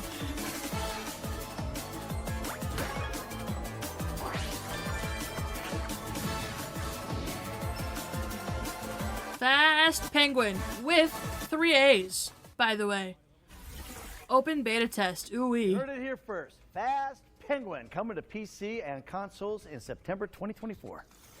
Next, we've got a cooperative survival game from the team that brought you Surgeon Simulator. Here's your first look at gameplay from Lost Skies. Surgeon Simulator is amazing.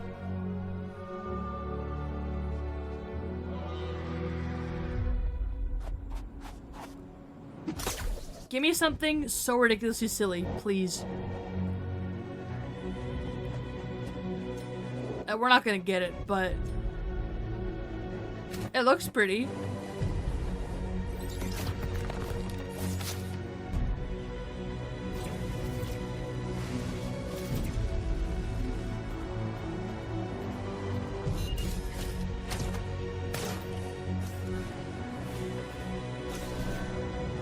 It looks cool.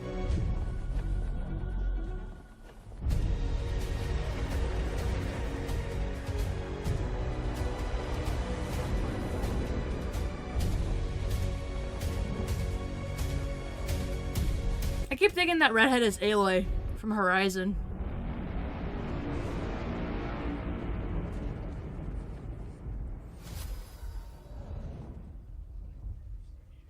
Yeah, it looks alright.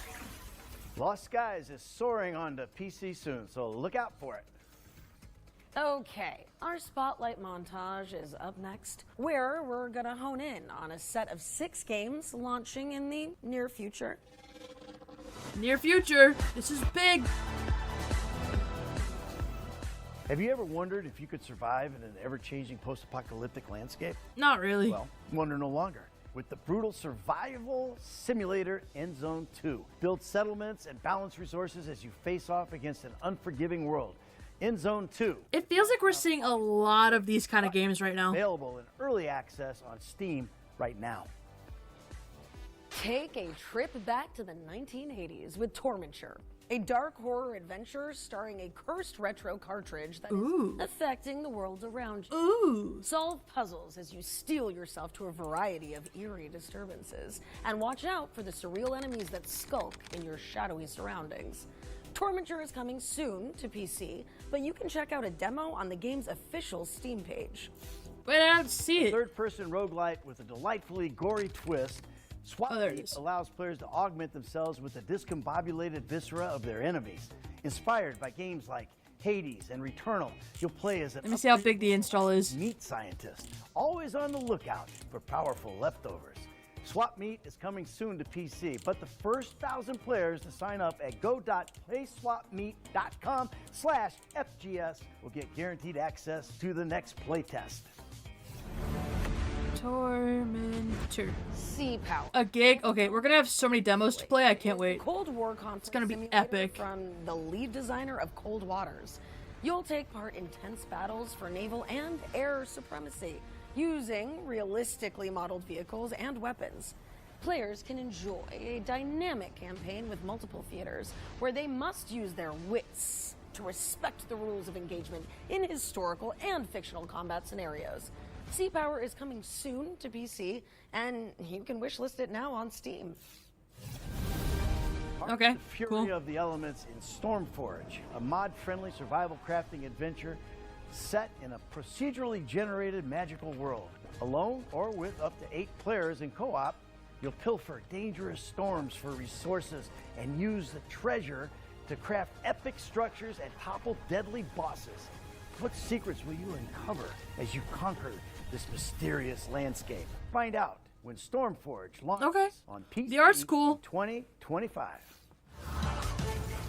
Discover scintillating synergies in Dark Sky, a tactical deck builder with an emphasis on narrative. Players will explore the hostile surface of an alien planet, crafting cards and exploiting weaknesses as a band of heroes bent on saving their homeworld. Not big on the card games. Is coming soon to PC. We're back on stage, and we've got another special section for those of you who can't resist the allure of Back one on more turn. stage. Here's a special gameplay trailer for Sid Meier's Civilization 7. I don't care. I don't care. Civ does not grab my attention in any regard.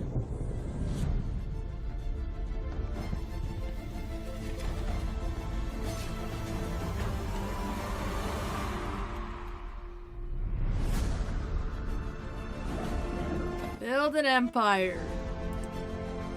Oh boy. Yippee.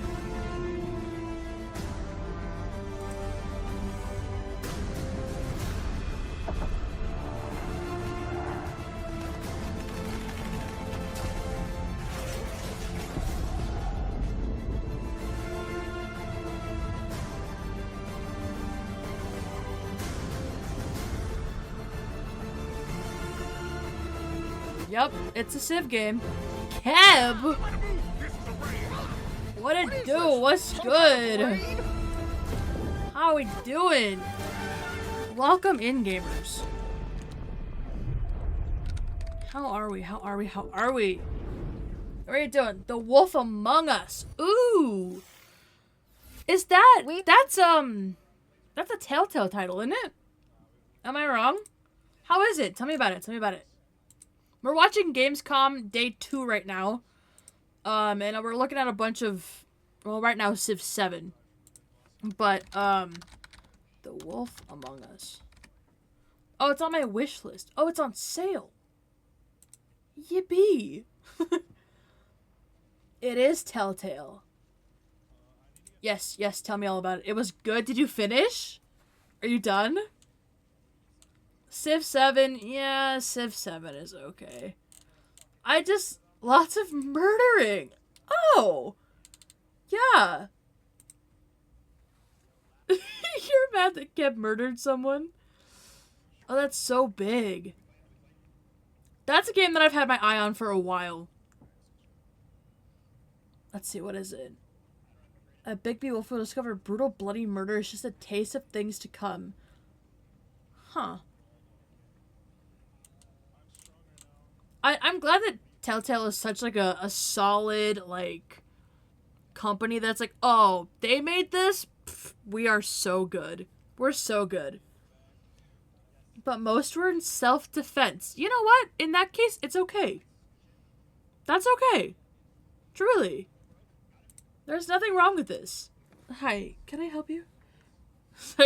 I've acquired, a cat. Do you guys want to see? Wait, look. There he is. One murder. Kitty. He has an obsession with being next to me all the time. All the time. No exception. But there is. There's another one over here, but she's gonna get mad if I pick her up, so. Several cats. Several cats. Yeah. Alright. Thank you for the raid. If you gotta go do anything, by all means, do not be afraid to run away. I get it. I do. Let's get back into this. Hope you have enjoyed that. We just finished our Civ 7 second trailer. That's not all. Like gameplay and whatnot. With the team at Firaxis Games focusing on the new features coming to the game. So, check it out. More info. Here you go. When Ed B. Civ enjoyers first pitched his concept of what he thought Civilization 7 was. Yes, Kev, no worries. Thank you for the raid. Have a good sleep. How can he, I appreciate it greatly. We will yap very soon, I'm sure. New to the table, not just more layers on top of what we already had. Stoked for it. Up in ages, we're able for your Monday streams. Better that rise and fall of the Sunday streams? I don't remember which one it is. turn Early week streams. Culture and people with their own unique identity and continue to build on your empire in a new way.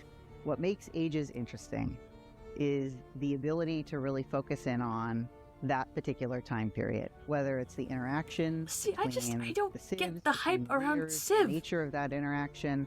Why is it so? And like, it's not like a dig. I just don't get it. Like, what's really the? Allows for that kind of experimentation. What's the big appeal on a level that has not? I don't get it. For in previous Civ titles. When you pick a new government, you know, what does the grocery store owner think about that? When you go to war, what kind of experience? It's nostalgia. Through. These are the kinds of insights. Yeah, I could see that to a degree. Into the everyday lives and experiences. Other games in the genre that are better. I mean, like, to what it's just an empire builder, isn't it?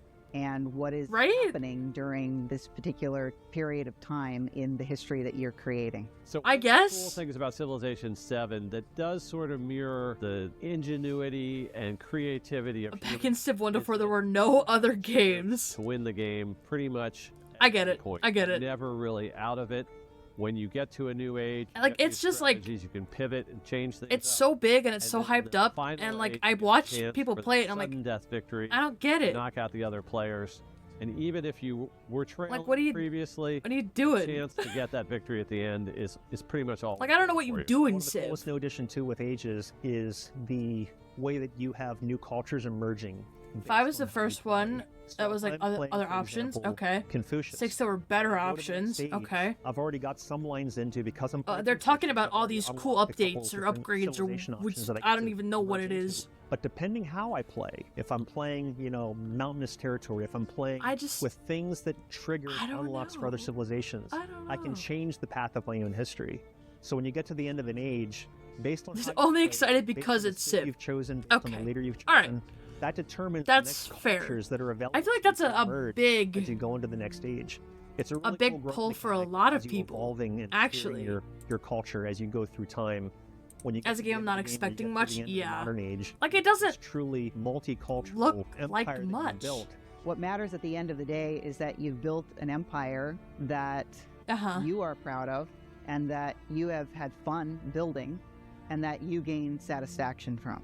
I don't think our audience will ever realize guess. how much they influence the game that we're working on. This is the first place I've worked where we actually It's like look RTS and games, but listen it's to our turn-based. fans and then integrate those things into the game to make it a better game. Oh. It's kind of like everybody's civilization, not just ours.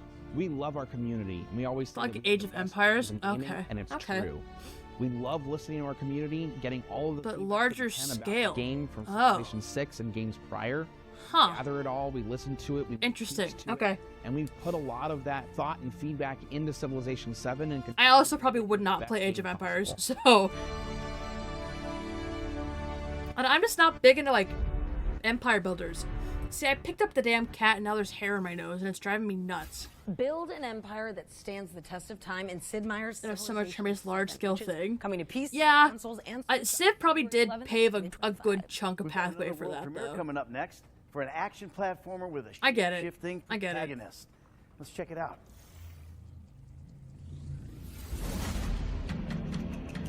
What is this? Bright, pretty colors. Ooh-wee. What do we got?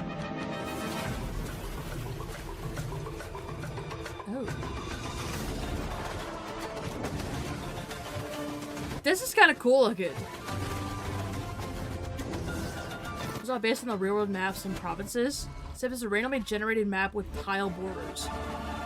Oh. So it's all, like, procedurally generated? That's kind of cool.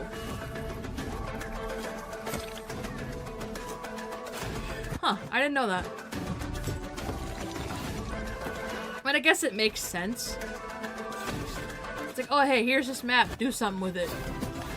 Kind of like, I don't want to say it's like Minecraft, but like, kind of like Minecraft, just from the above. Bird's eye Minecraft. I got it. Got it. That's what it is now. Maui the Shapeshifter. That looks like it could be interesting. This could be interesting.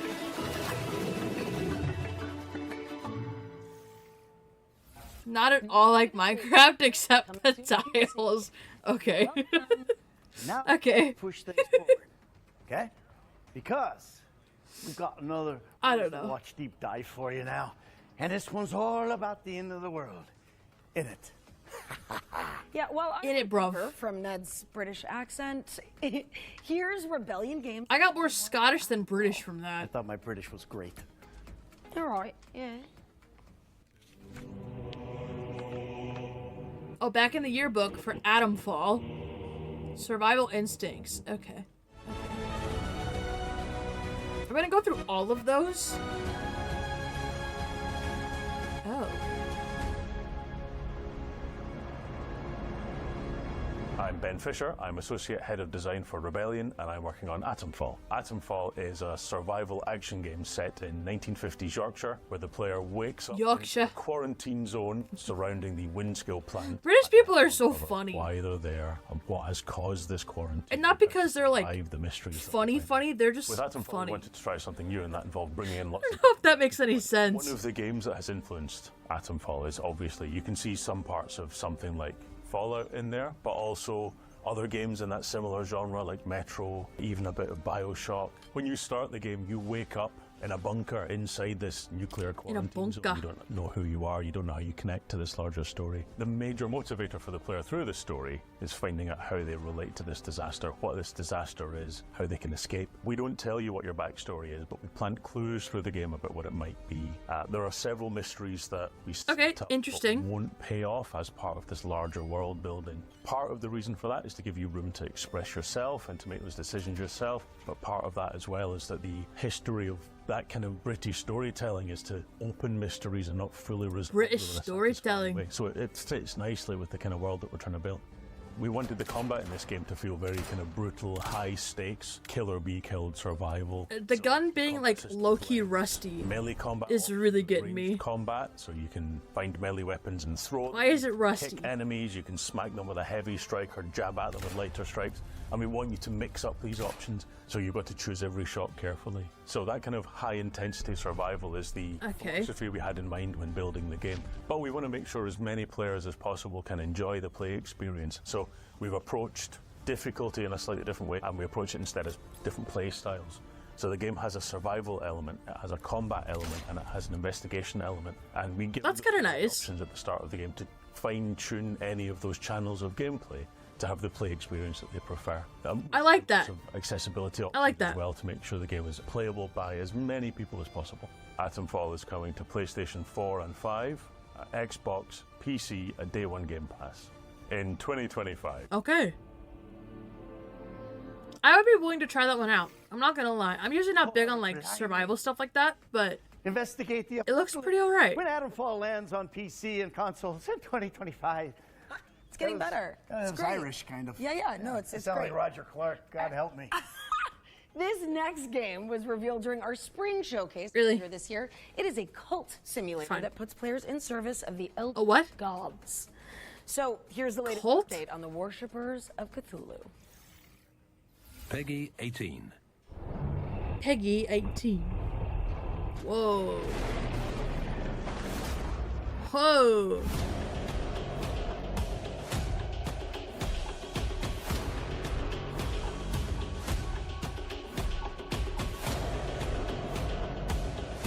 Okay.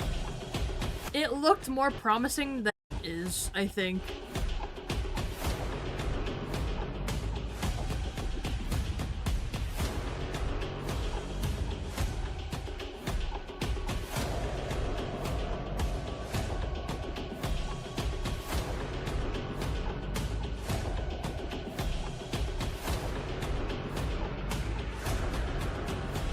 What the fuck was that? You giving somebody a tattoo?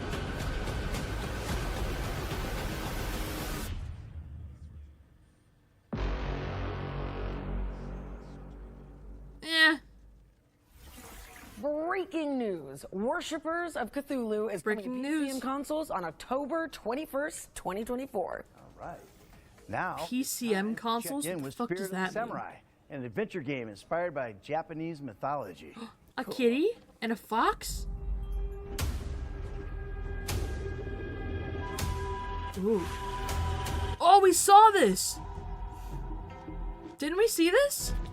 I think so.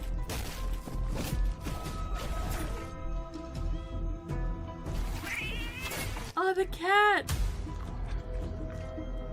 Yeah, I think we saw this. This looks banger.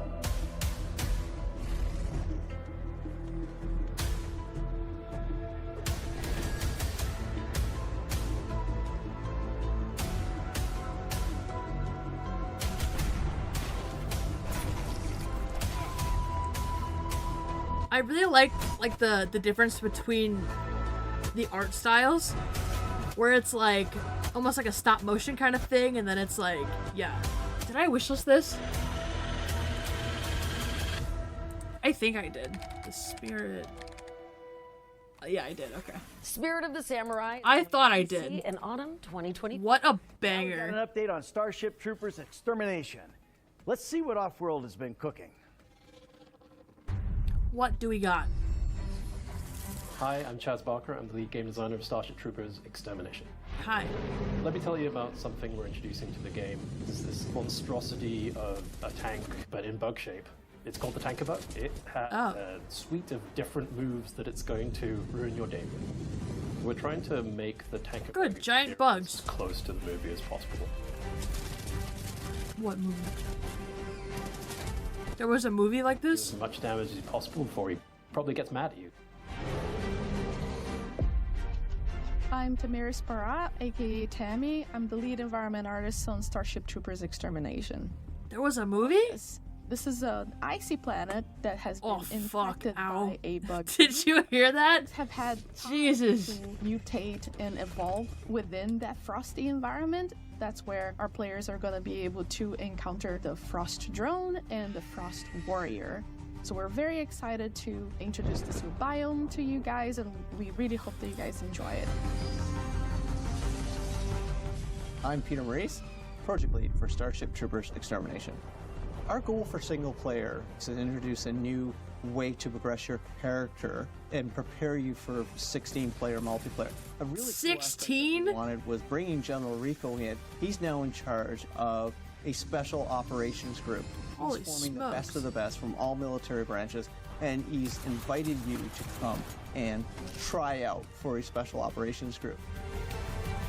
When we launch in console in October of 2024, that is just the start of a very robust roadmap of features and gameplay moments that we'll be bringing in, so you can expect to see tons more bugs and worlds to explore in Starship Troopers. Tons more bugs. My favorites. Starship Troopers. Starship Troopers is launching on PC and consoles in October 2024. But if you can't wait to fry some bugs, it's already available in early access on Steam. Right. Here's a gameplay trailer. There's a lot of that. Gyros, a multiplayer snowball brawler where you duke it out. What is this? In melting arenas. Wait, this looks fun. Comfortable, air-conditioned paint. Oh, I can dig that. You would. Mm-hmm. This looks just silly enough.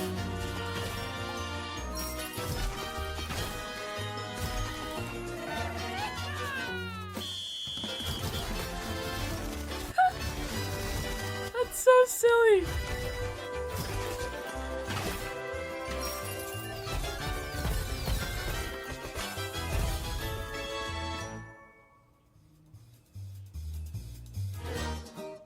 Okay. Los Pingueros is coming soon for PC and Nintendo Switch.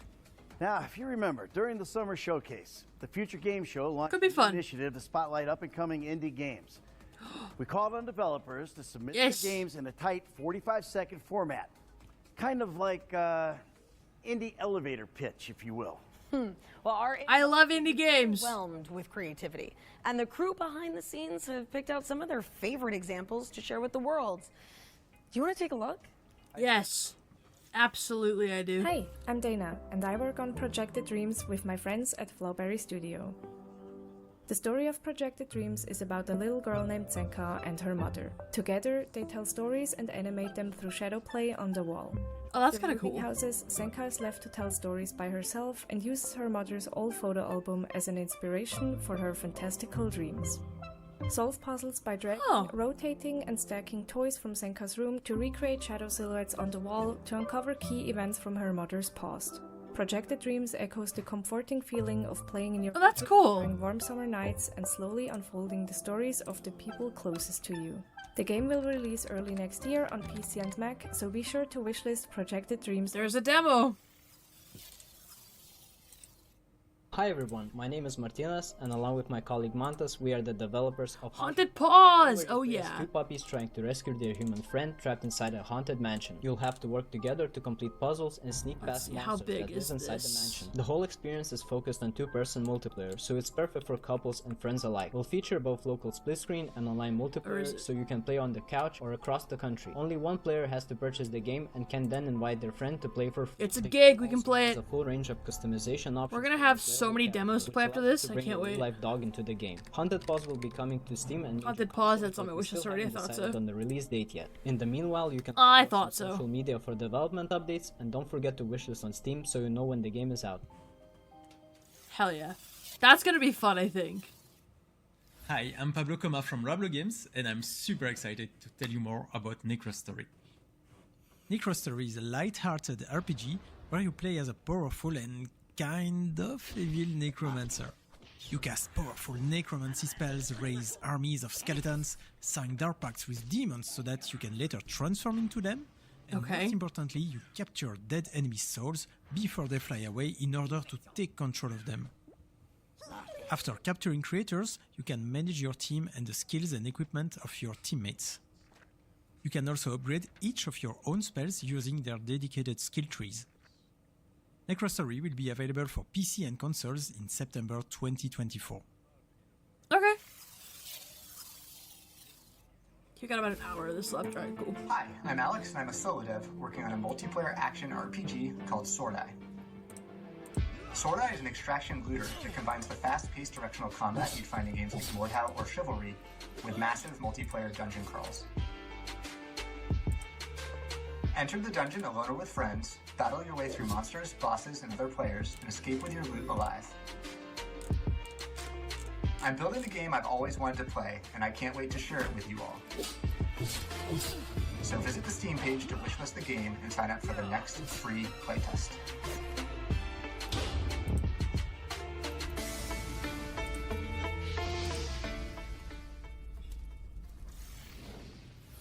Please be sure to wishlist those games on Steam and support their development. And if you'd like to take part in the Indie Elevator Pitch, just follow the link on the screen to find all the details on how to submit your game. All right, let's keep things moving and take a trip to Bionic Bay. All right. This atmospheric puzzle platformer is set in a gorgeous mechanical world.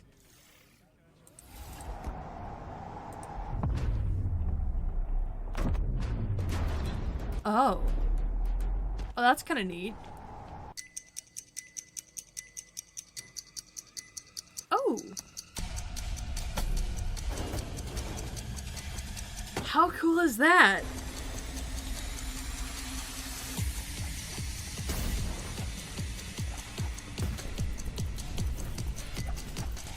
Huh.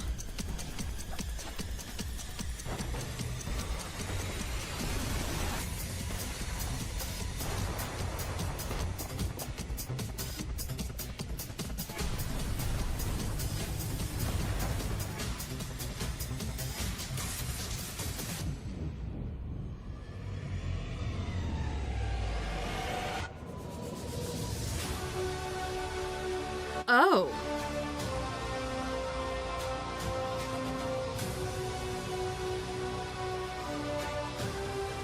This looks cool.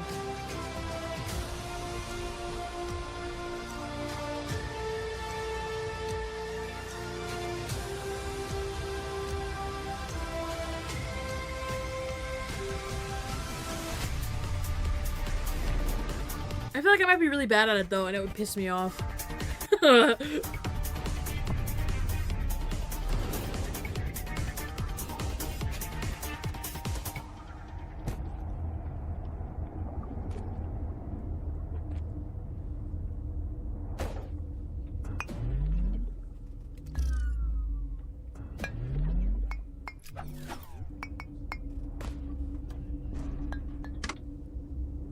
What a cool thing. Bionic Bay. I think I might have to put that one on my wish list. That looks pretty neat. Bionic Bay is coming to PC in 2025. But, of course, you can wishlist it right now. There's a demo. Yeah, I hope you're not getting tired of all these world premieres because we've got yet another one coming up. I'm sure this one's pretty small. The rift took us all by surprise. Mistralia was about to vanish into oblivion. But when the goddess called, 2 gigs, okay. I answered. At this point, I think we're gonna do a separate day of demos. World out there. Don't be afraid to take the wrong path. If nothing else, it'll make ads. Yippee! Collect the world's memories. Yo, thanks for ads. Powers within you.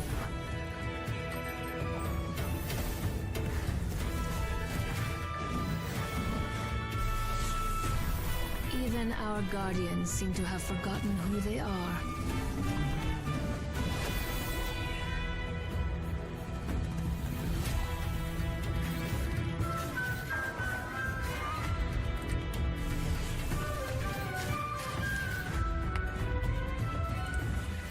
Memories of the world, enlighten me. And give me the strength to face the shadows that threaten you.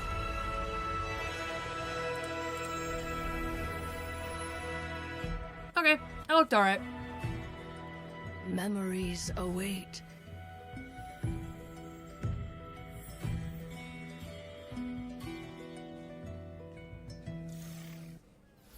Unleash your magical creativity in Echoes of Mistralia, which is coming soon. We're going back to back with the world premieres just to keep you on your toes. Yeah, what else you got? Is a beloved reimagining of a terrifying Half-Life mod. Ooh. Half-Life. Oh, okay. I'm intrigued. In Sound Mind? Wait, I love them. Wait a minute.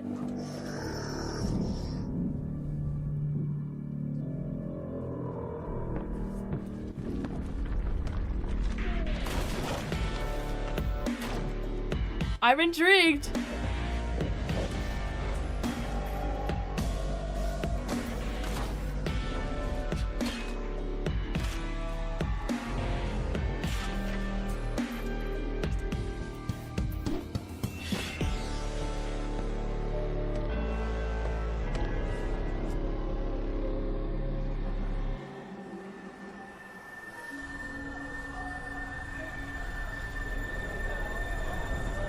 This looks cool.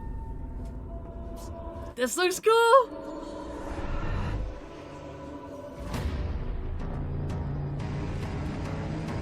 Yep, I'm into it. Yep, I'm into it.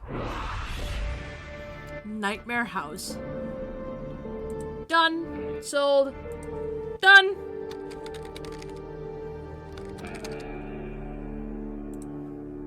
Sign me up.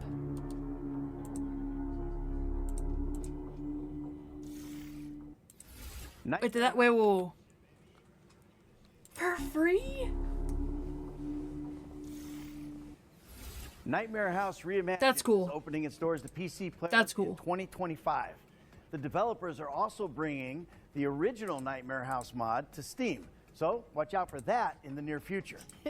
All right, it's time for another set of back. That looks sick. That looks so good. This ready? Well, we take a breather. Oh, man, I'm getting old.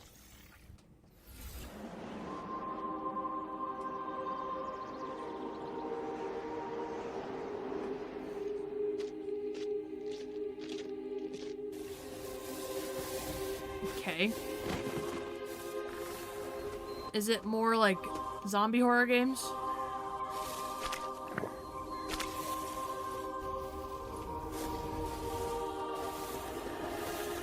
Kind of seems like it, yeah.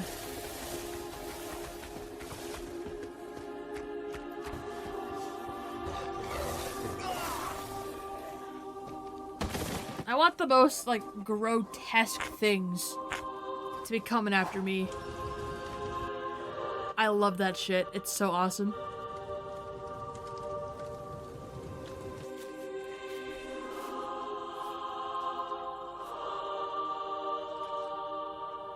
God save Birmingham. Okay. Didn't give me a lot, to be honest. Do you fear death? Not really. Most mortals do. And for those who accept it, there is power. Why are people afraid of death? Is it because we don't know what's gonna happen after?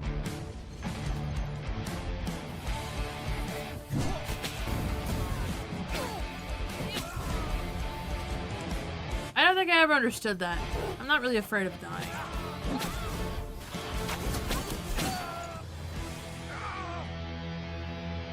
Back again, are you? Come now. You can do better than that.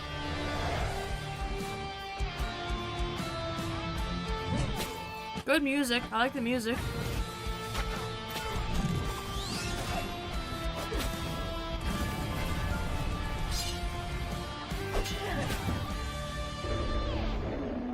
Veil of the Witch. Okay. Okay.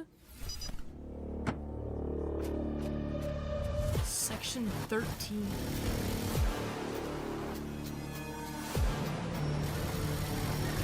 So this is the kind of top-down that I don't like. I like it to be more like an angle if it's gonna be a top-down title.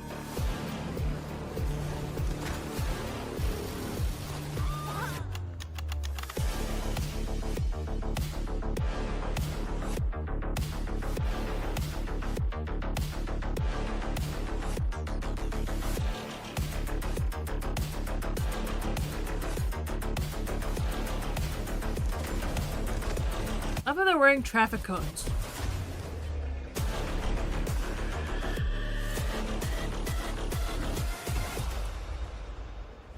Oh. Central, this is dispatch. Do we have any more agents on standby?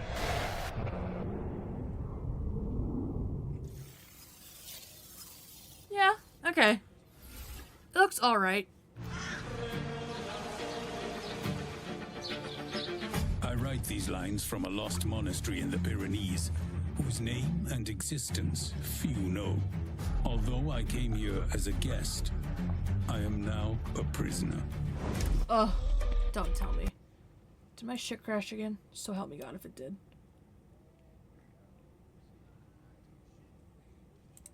Are we good? I think we're good, right? God, I fucking hope so.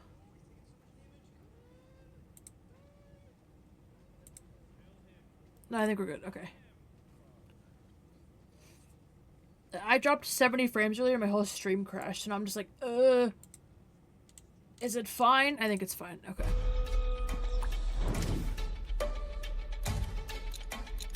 Luckily, I am not alone. Okay. A group of companions and I are planning our escape.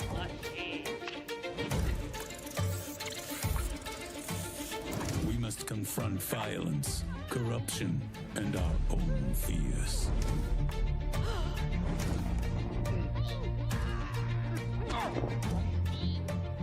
Thus begins our tale. May God have mercy on our souls, or whatever is left of them. Stone of Madness. Welcome back. What's up next, Ned? Well, Beyond Galaxyland is a stylized cyberpunk RPG adventure. And we got some news about when you can get your hands on it. Okay. This looks kind of neat. As the very universe unravels,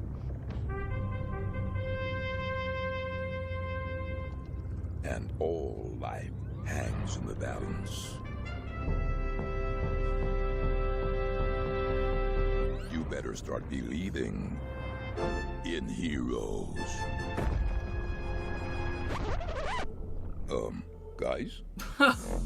Stranded a billion light years from home. No idea if Earth still even exists.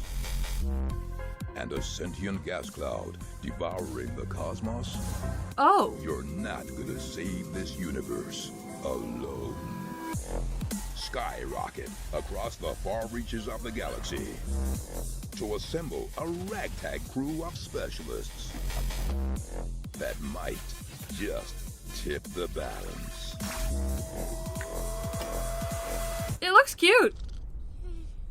Though with every planet teeming with galactic nemesis and a secret power manipulating reality from behind the curtain, defending time. Oh, that's cool. Might be easier said than done. Dude, for real. Beyond Galaxy. Why is my shit buffering?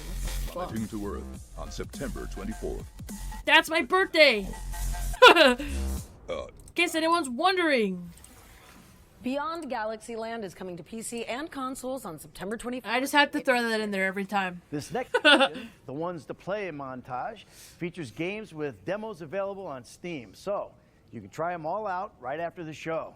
Let's see who made the cut this time. What do we got? First up is Miniatures, an anthology of dreamlike adventures about childhood. Oh. That looks kind of cool. Next up, we've got Anima Flux, a cooperative Metroidvania set in a desolate, far future world. And here's Tiny Glade, a relaxing sandbox game where you doodle digital castles in pastoral environments. Huh. Or how about Office Fight, a physics-based puzzle game where you break stuff because work sucks. That's kind of awesome. Last but not least, here's Wilmot Works It Out. It's a cozy game where you put together jigsaw puzzles. Oh, that's kind of cool. that was our one. What was it called? That went away too fast. Wilmot. Okay. Montage. If you want an easy way to find all those games, check out our official Future Game Show page on Steam. What's next, Alex? Well, our friends at Thunderful have sent over the launch trailer for SteamWorld Heist 2. Let's check it out. I'm in.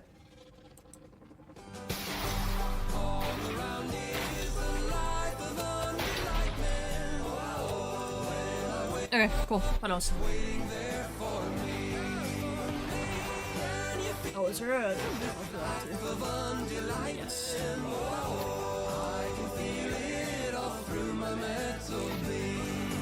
They're gonna have a lot of demos to play real soon.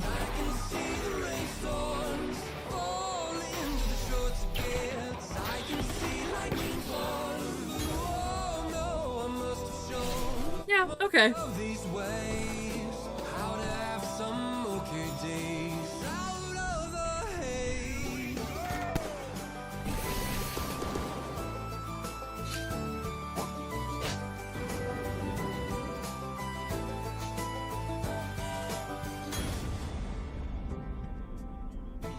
Oh wow, a catalog. It seems even this is so big. Resist a big score. SteamWorld Heist 2 is out now on PC and console. Oh, okay. Right. Our next game stars a novelist pup who is left to live in a world of cute. And don't let the trailer fool you. It really is that gorgeous. That's so cute. Oh, it's adorable.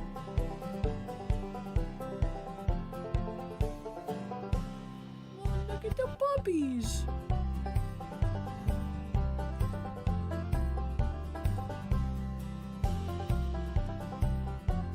This one might be a wish list also.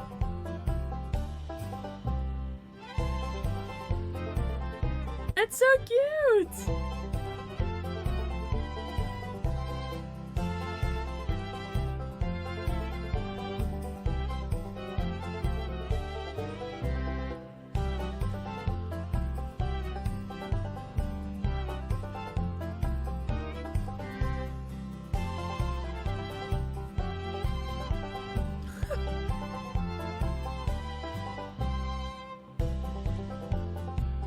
No, this is cute. I like this. It better not be tragically sad. That's all I'm saying.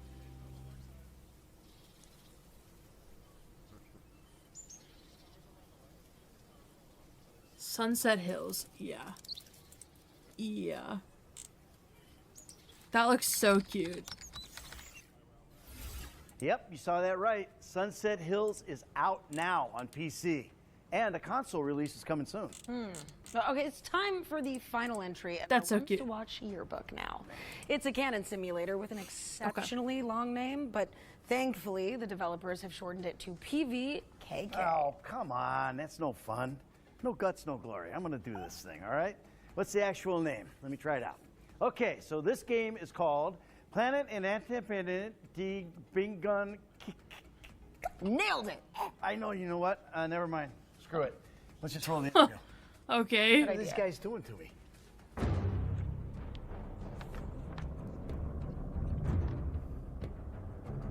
Oh.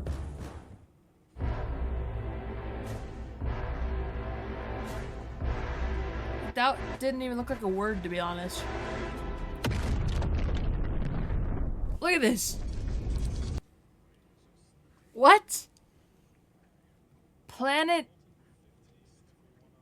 in inverted get what? In inverted commandant. Got it.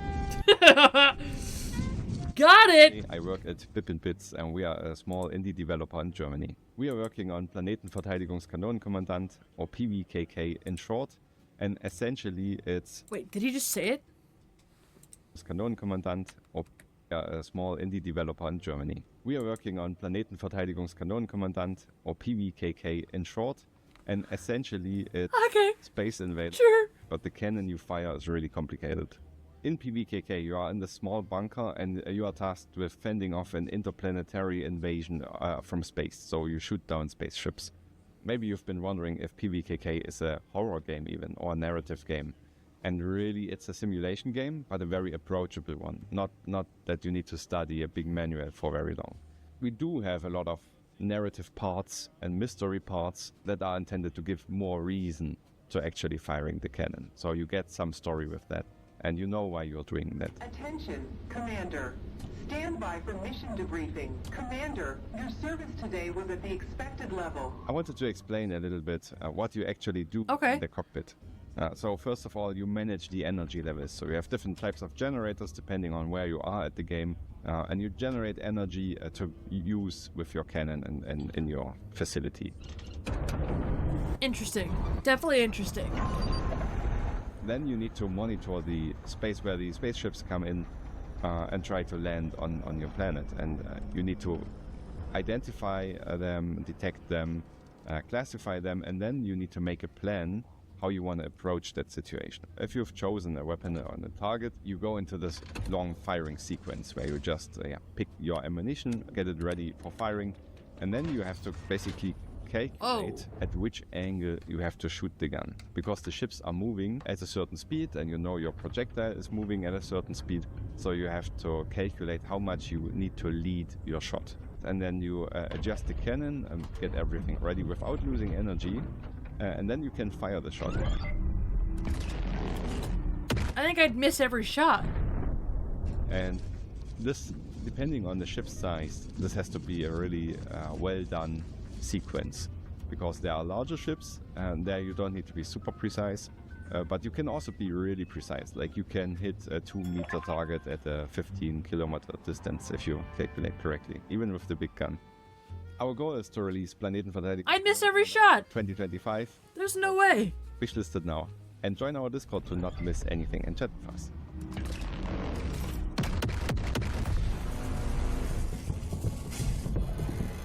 Oh, that is a crazy name. And I know it's German, but holy shit. Who knew managing a planetary defense cannon could be so cozy? PvKK is blasting its way onto PC in 2025. Ned? There's an obnoxious rodent on the loose. Thankfully not in the studio, but let's keep an eye out. Because it's not just any pest, all right? Alex, this squirrel has got a gun. Booba squirrel?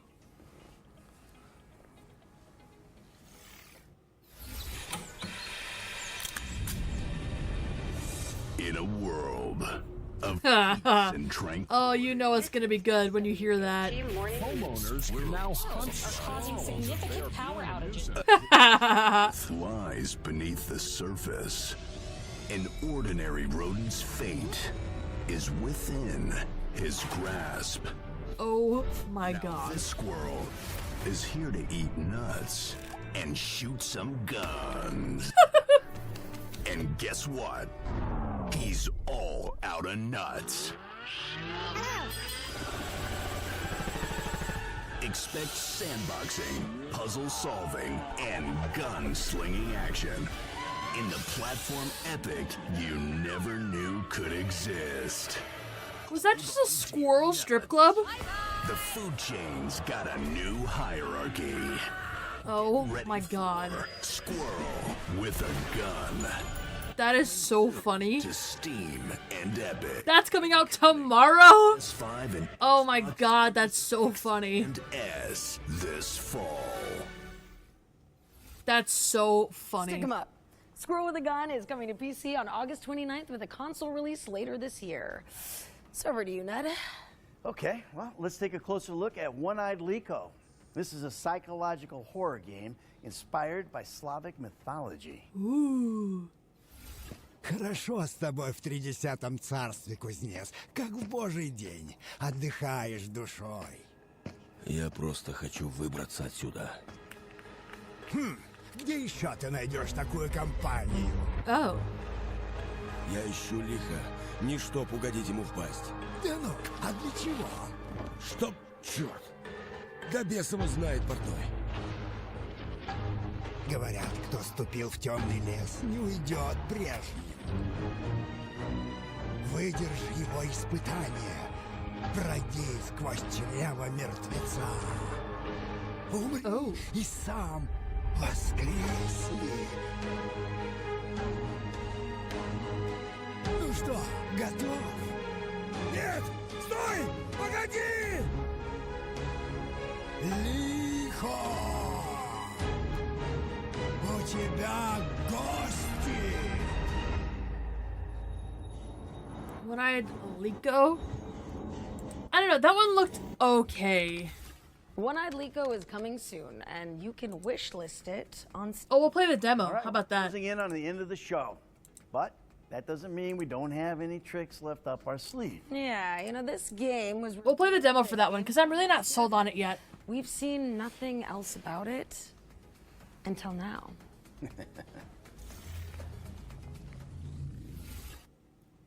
Alright, what do we got? Unreal, of course. Uh-huh. Sometimes things don't go as planned. And sometimes... Spooky? Ooh.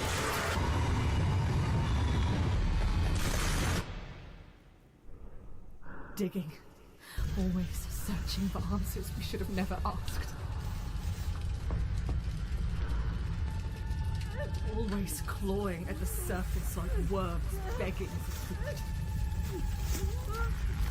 Oh, God. Lack of understanding to push what... Hey, babe, that's not good. Something should be left alone.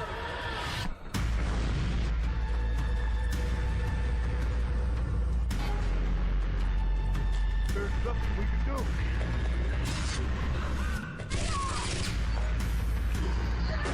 Ooh. There is no end. Okay, yeah, that looks good. We all want the truth. Yes, please. Retrieval is a haunting horror adventure built in Unreal Engine 5, and it's coming soon to PC and... That looks pretty good. Well, unfortunately, that also means our GamesCon showcase has come to an end. First off, Alex, thank you. It was great hosting with you. Oh, it's been an absolute privilege. Well, it's been my honor. Well, you know now we're outlaws for laugh. I'd also like to thank everyone at home for tuning in. You might want to stick around, though, as even though we're getting out of here, the Future Game Show expansion pack is coming up right after this. Yep, with cool. even more trailers and deep dives into games like Post-Trauma and Tiny Glade. Hey, don't miss it. Post-Trauma? Follow-up content on GamesRadar.com, as well as our FGS social channels on YouTube and TikTok. And make sure you follow up on any games that caught your eye today. Drop a wish list, play the demos, or just show the developers some love on social media. Yeah, we got a bunch of demos to play. I'm stoked for it. I'm Alex McKenna. And I'm Ned Luke. And this has been the Future Game Show at GamesCon 2024.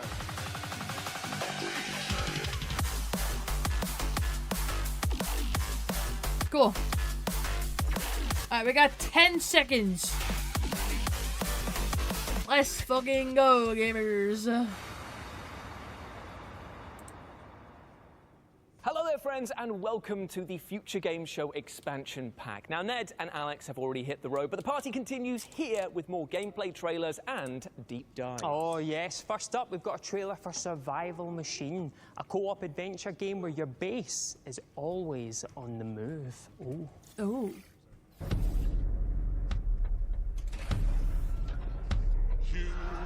How long is this? Not terribly long, like half an hour. Okay.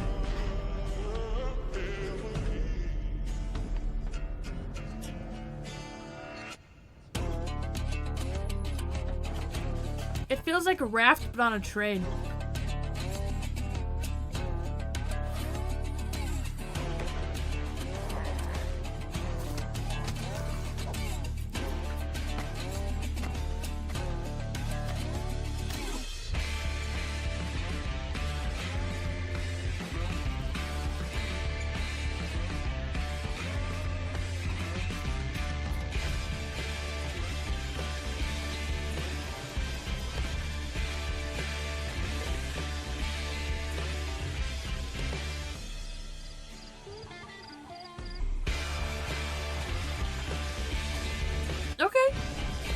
it seems like a pretty solid thing, honestly.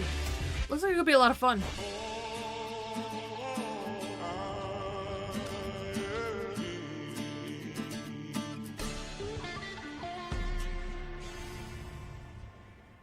It's cool. Survival machine. Alright, okay. And doesn't that look great? And you can fend off zombie hordes in Survival Machine, which is coming soon to PC. Now, we're taking a deep dive into Exoborn now, the post-apocalyptic extraction shooter that you've already seen in the showcase. Okay, I was like, didn't we already see that, though? I'm Brittany Gibson. I'm the executive producer for Exoborn. So the climate apocalypse is, of course, a very sensitive issue. Movies, I feel, have already covered this topic, and movies often make very interesting, thought-provoking, but also genuinely exciting genre pieces about tough topics. And we feel games should absolutely be able to do it. Even if the backstory is pretty dark, it's not a dark game. We want this to be a very fun game, engaging game, and it's a light game when it comes to the tone of the game. It is a kind of a wild world, a playground where you're looking not just to survive, but actually thrive as one of the reborn. When we first started the concept or the idea of Exoborn, a bunch of us had worked together on another game. Sitting there then, realizing we'd already destroyed one of the biggest cities in the world, we're making a new game, what should we do? Well, we had to one-up ourselves, so we were like, let's destroy the world this time. What can destroy the world? We did a list of, I think, like 11 possible disasters that could have a global implication. Oh. Anything from impact events to nuclear war. Most of them were, to be honest, quite boring in terms of setting. It involves lots of dust, lots of fires, and then a dead world, which is it's been kind of done, and it's not very interesting to us. And so we wanted a disaster that was more organic and more living. And then we were like, okay, but storms, extreme weather, that could be cool. Like we could see gameplay synergies, and we could also see a connection to another game Sharkmob released, which is Bloodhunt, which has a lot of vertical combat, vertical movement. And we were like, how can we take some of the learnings from that and carry that over to another setting and do these things that we want to do? So it all kind of brought us towards this whole extreme weather, natural disaster scenario. And then it was more about how do we set that up so it becomes like at least a semi-plausible type of scenario. And then we went down that route. So make sure you wishlist the game on Steam. You can join our Discord, and you can sign up to future playtests on the Exoborn website. Yeah, okay. Thank you to our friends at Sharkmob for the lowdown on Exoborn, which is coming soon to PC and consoles. All right, well, I think we had a chat about some games that appeared during our Gamescom showcase, but first, maybe some introductions are in order. Okay, we saw Spine 2. We're joined by some faces you might recognise: influencers, streamers, content creators, and all-round disappointment to their parents. Anna Demetrio, Ash Millman, and Harry Silva. Thank you so much for joining us, guys.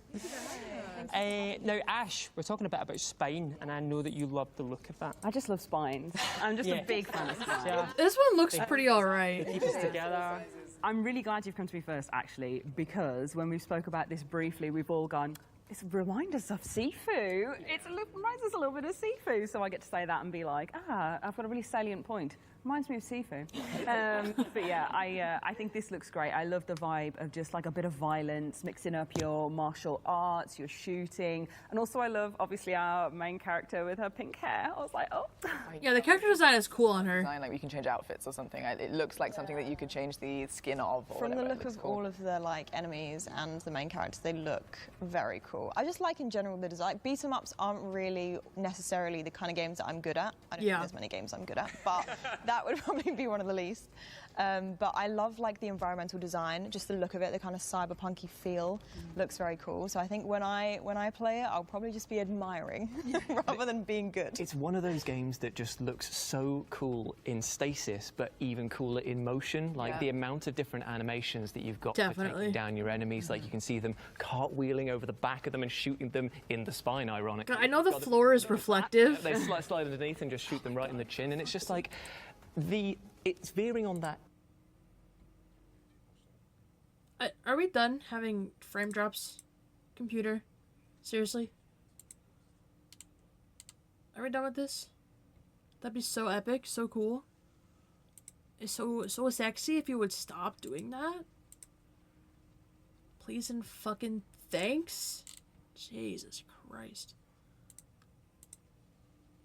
Anywho, as I was saying, I know the floor is reflective, but it looks like there's holes in it. Edge where it looks like there's holes in the floor. Because there's a lot of very violent ways in which you're dispatching people, but it looks so cool at the same time. That's what makes it great. I feel like I've seen a lot more games recently where like the animations are really being like leveled up, and the level of like violence and stuff that you see from it, and I really enjoy that, to be fair. I feel like it makes it more detrimental. Really cool. It's got that great look, I think, of being like Sifu but having Max Payne inspired kind of gameplay, which I love that when you see a game that's so clearly makes you think of two separate games and you go, oh man, like smooshing those together is just the best idea. Why has no one smooshed these two games together before? Yeah, definitely. Like, why hasn't this happened before? It seems like it's so obvious to be like, okay, do the martial arts thing again, but mix it with like the film Equilibrium, and you have an absolute banger right there. But what's really interesting is that obviously, as we've just seen in the released footage, it's not just human enemies that we're going to be taking on this time. We've got giant mechanized robots as well, and it's just kind of like, whoa, chill out now, whoa now. Which makes the melee and the shooting aspect make sense, because then you've got a mixture of enemies. And also I love the whole kind of cyberpunk genre of games, and they're always first person, almost always. Like if you think of cyberpunk or even Ghost Runner, I don't know if anyone's played Ghost Runner. Oh yeah, that's a great game. Savage game. Yeah, savage game. But like this one, having the whole genre but actually being able to see your character for a change is such a nice blend, because I feel like I haven't thought about a game I think like it makes it better as well when the character design is like top notch and you get to see your character. Yeah. It's just True. so much more worth it. That is true. Well, from that discussion, I think it's pretty clear that we love Spines and the game Spine. That's coming soon to PC and console, so get it on your wish list or Ash will steal your Spine collection. Now let's keep so good. This trailer for Truckful, a physics-based driving simulator set in an ancient forest. Oh. Oh god. Oh god. This feels like a Berry Bebop kind of game.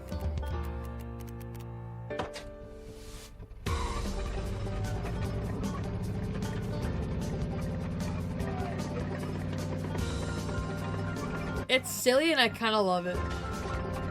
Oh no, you lost the box.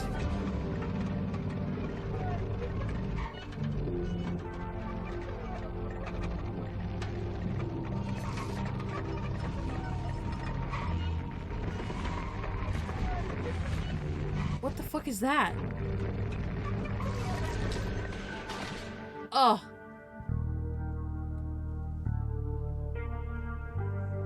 That looks infuriatingly fun. And you can pack cargo and unravel mysteries in Truckful, which is coming soon. We've got another trailer for you now. Here's a closer look at Memoriopolis, an immersive city builder in which you develop a dynasty from antiquity to the age of enlightenment.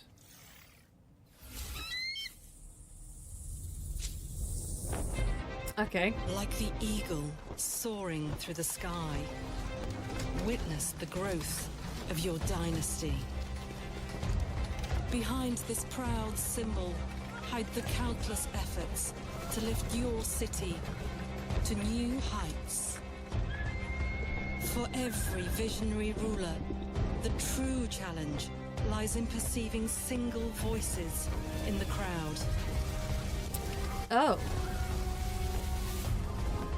Okay. Only a true leader can unite them.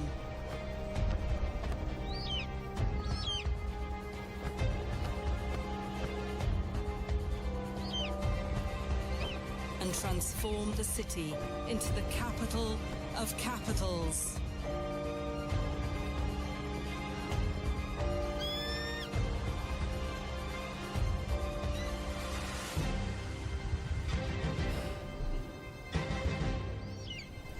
Okay, it's another city builder, empire builder. I don't really care. I don't really care.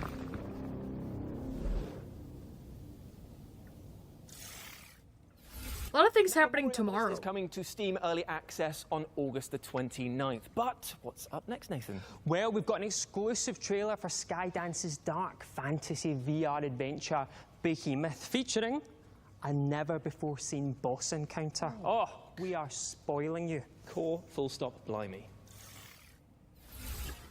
I think the heat got turned on in my house because I am boiling all of a sudden. That's so cool. Holy shit, it's gross.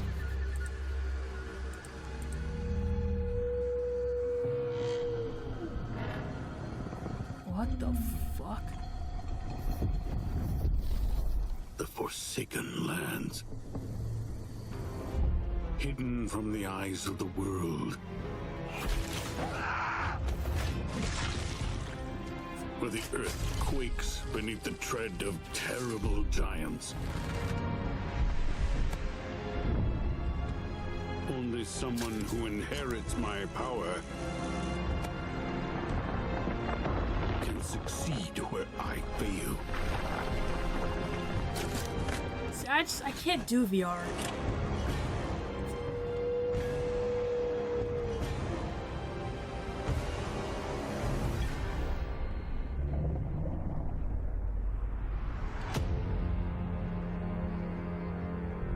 Like, it looks cool. Don't get me wrong, it looks cool. Sharpen your swords because Behemoth is coming to a VR headset near you soon. Indeed it is. And okay, now you might remember our next game because it actually debuted at this year's Summer Showcase. Nico Dorico, The Magical World, is a mascot platformer with music by the legendary David Wise. And we've got an all-new trailer coming up next. What are the odds?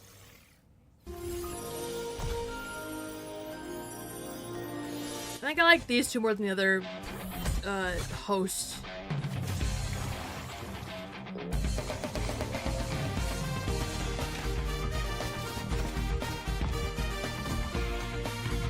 I think we did see this.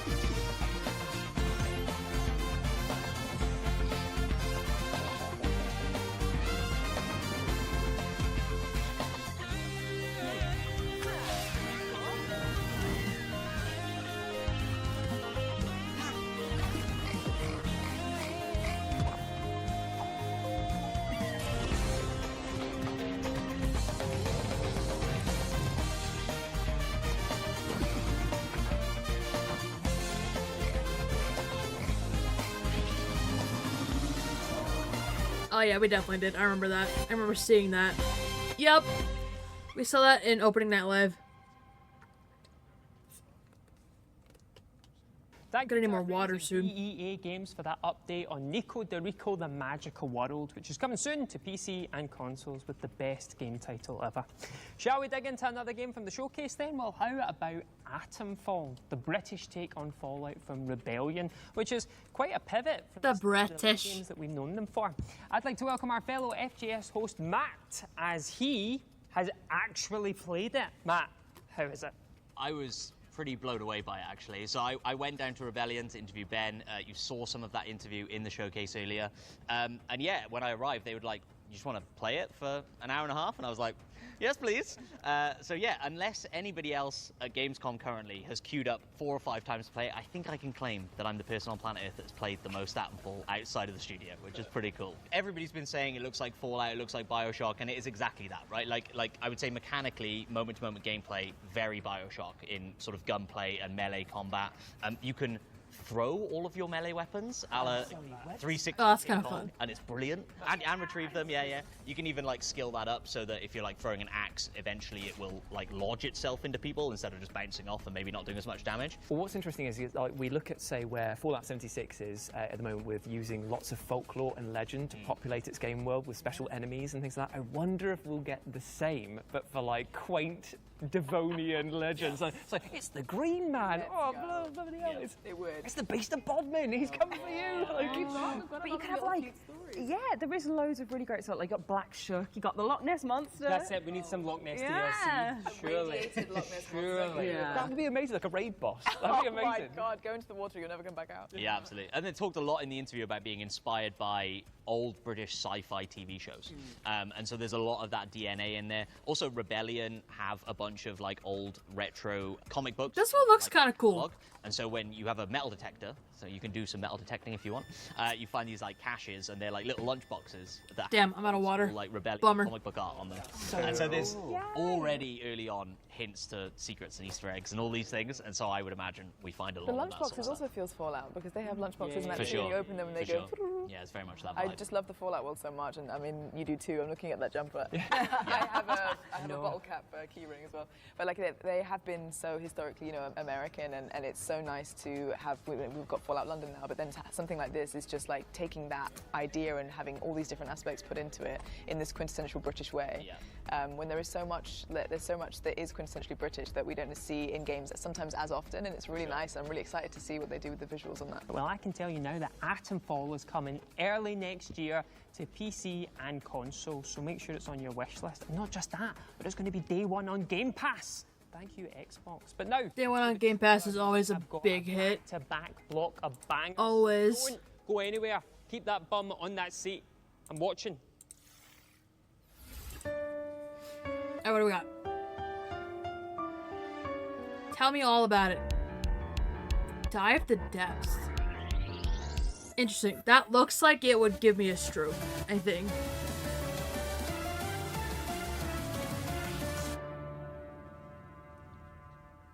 I mean, it looks cool. Blackthorn Arena. Okay, okay. What do we got? This looks silly. Okay. Not as silly as I was hoping.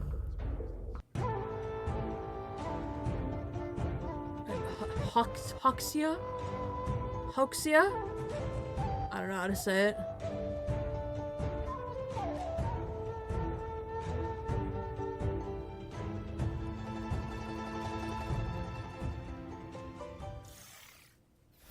Okay, we're focusing on Warden's Rising next, a PvE ARPG shooter with MOBA-like base defense. And if you don't have a clue what any of those acronyms mean, do not worry, because we've got a lovely interview with the developers that is coming up for you, NEXT. Yeah, there are a lot of acronyms in gaming. It's kind of funny. We are working right now on Warden's Rising. That is our jewel. I can say that is our treasure. It's a hero shooter with action RPG that mixes a little bit of base defense. And you can choose about 2 to 5 heroes. Each one of these heroes have unique abilities. They have a special attunement with special kind of energy that exists on Warden's universe called Synthesis. And we need to fight hordes and hordes of enemies that are trying to invade us. We have boss fights because we love boss fights and everything. A unique boss fight and unique strategy. It will be it's very cool game with the element with the action, strategy, and beautiful characters. When we play the game, we kind of okay. This you need to understand a lot of the mechanic, but it's easy to understand, and you feel good playing because you feel powerful because the heroes, they have unique ultimate and abilities. They are very cool. The perks are the best thing of the game because you can have a different ways how to win. The game was growing from a very slow-paced strategic game to a hero shooter, and then we start to, okay, we can do more with that. We can add robots to help you. There's a lot going on here. And add abilities to add some layer of action RPG. That was the process of creation of Wardens. I cannot say it was chaotic. Was more like natural, but was a union of these ideas and the kind of person we are.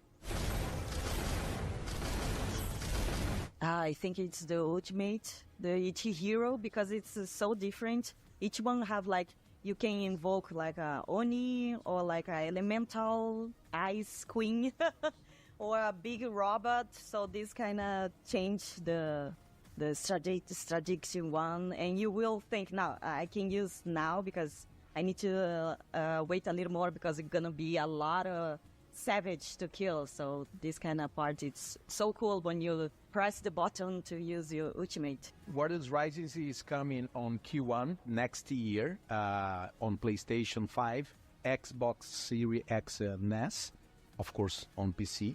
And we plan early access on October, and that's it. I hope you all love the game. Yeah, okay. Looked alright.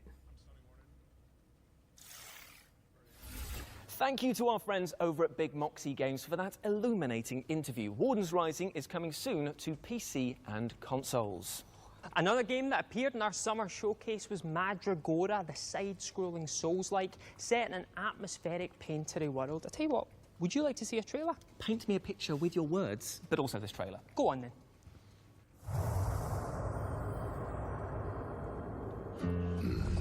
This is the place. Best place. I don't remember this one. Outside. Not off rip anyways. Maybe I'll remember it when we get into it. The roads have become too dangerous. This is the legacy of the witches.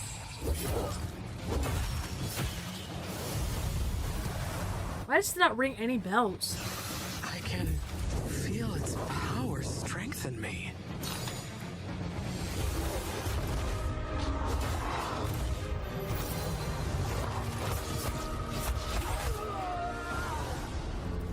Unfortunately, that's where I'm headed. Yeah, I got nothing on this one. I don't remember it at all. That was the latest update on Mandragora, which is coming soon to PC and consoles. What's next? Okay, it's time to step into the twisted labyrinth of post-trauma, an unsettling horror game inspired by genre greats like Silent Hill. Okay, alright, this could be cool. Specifically, we've got some news about when you, even you, can get your hands on it. When? Cool. When? All right, when? Just watch. When? You know, I love a good horror game.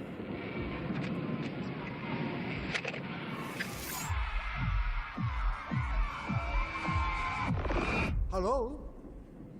Hi. Where is this?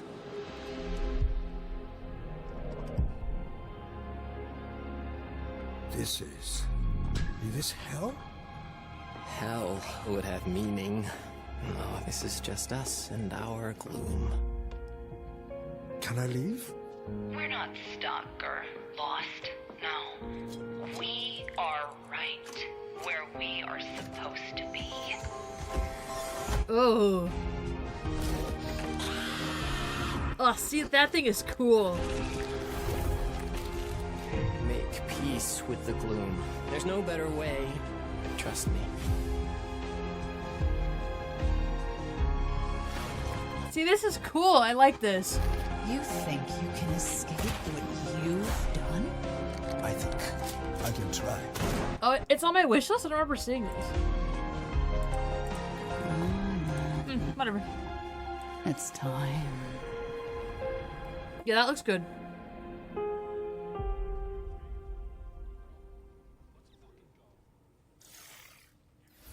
You heard it here first. Post-Trauma is launching on October 29th for PC, PlayStation, and Xbox. It's not soon enough.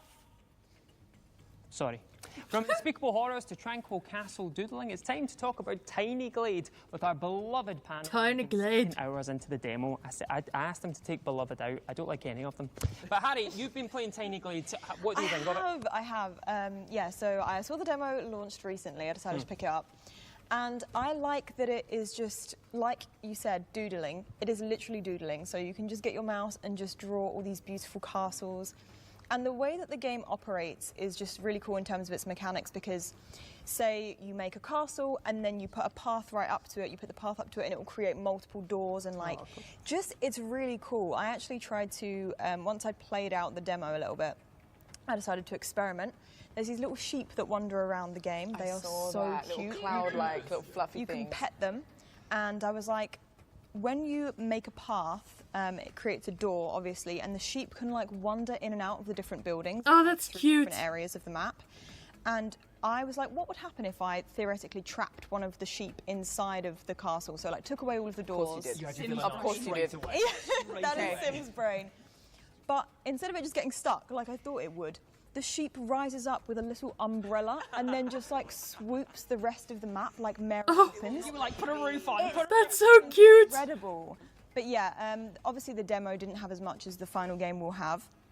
However, I thoroughly enjoyed it. I thought it was really cute. I could just spend hours like doodling different castles, and you really have a lot of freedom with the kind of things that you can build. And I think that's what's great about a lot of these building sims or life sims that have building aspects in them now, is that like I think everything's kind of learned from the Sims and what the Sims kind of wanted to do with their building, and now everyone's implementing these easier ways of being really creative and kind of crafting what you want to, and I think that's really important. I think that there's something to be said that there's a lot of games out I agree. that have Yeah, great definitely. graphics, but there's something to be said about having amazing art design, and this game has it in spades because it just captures that quintessential fairy tale aspect of it. You are building these rustic homes and castles. It's cute.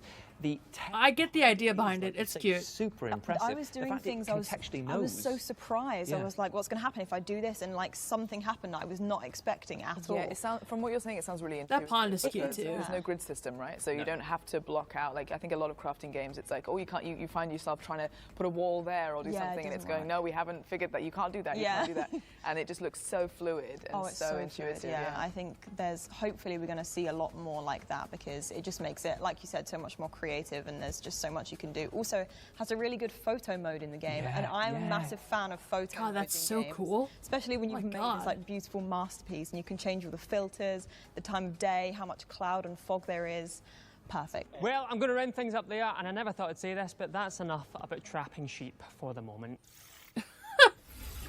Right, well, as much as I've enjoyed hearing about all their adorable dioramas, we've got a show to wrap up. Tiny Glade is coming to PC later this year, so keep your eyes peeled for it. Indeed, indeed. But before we say our formal goodbyes, we've got one more treat for you. Because when we were filming this year's Gamescom showcase, we had Ned and Alex interview each other about their careers, including their first and most famous roles. And of course, we also asked them who'd be better in a real-life heist. How could we not? Here's a quick teaser. Now it's time to have an impromptu catch-up and find out a little more about each other by answering some random questions. Cheers. Cheers. Ladies Thanks, first. and what does it say? Ooh. Weirdest line of dialogue you ever had to record. Can't see anything that doesn't have balls. Absolutely. He's a charming guy. Fat bastard. Oh my God. Share your go-to vocal warm-up technique. Trauma? I'm glad you Trauma? You know what I should do? Act. There's just... Yeah, I hate that line. Really? Hate it. I didn't want to do it. iconic. I didn't want to, I know it, but I didn't want to do it. I thought it was the dumbest line ever. I kept trying to change it. I mean, I think we're doing okay. Well, I know we look good. Hey. As long as I got good grades, I got to do that. Yeah, Jimmy, if you're out there. Anyway, he puts on Twitter. What? Did they tell you were doing motion capture? No. They didn't tell me we were doing motion capture. What was your over-under? Way under. Killer. Okay. See you guys. I do care. I care. Let's go. Call your Uber. So they didn't answer very many questions there.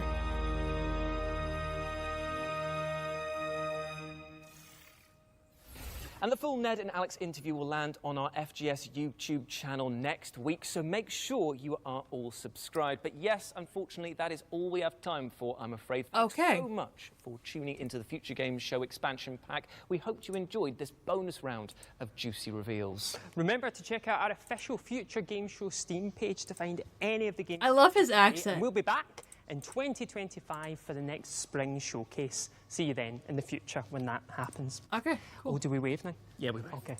Wave endlessly. Cool. We did it. We've been talking about watching Gamescom for like a week. So we finally did it. We've done it. All done. Yippee. I think we're caught up on showcases now. So that's a bonus. Alright, cool. Ta-da! Absolutely wonderful. Alright, nice. Yeah. I did not get any any response to doing like Deadlock tonight or like Fortnite or whatever. So I don't think I got anything else for you. Let me see if Geek is ending. There was no world where him or Andre Carter were making the team. No, he's talking sports though. Common Vikings L cutting Andre Carter, to be honest. He's on the practice squad. I don't know, whatever. Whatever, to be honest.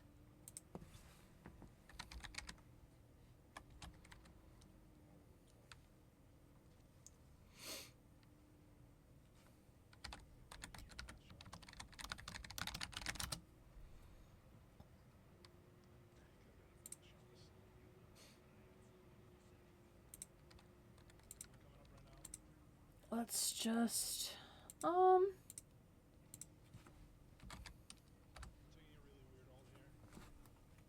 know, do I just send you guys over there anyways?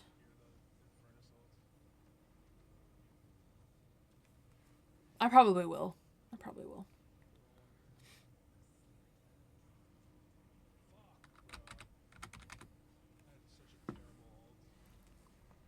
Let's do it.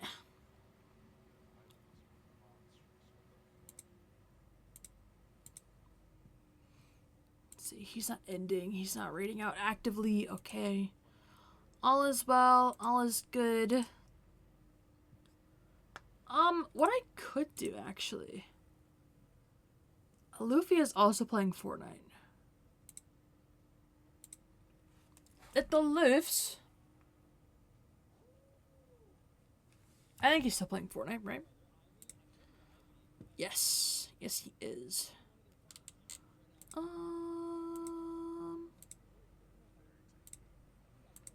You know, we don't read Geek very often. Let's just go do it, eh? Shall we? I think we shall. Tomorrow. Let me put the music back on. Wait.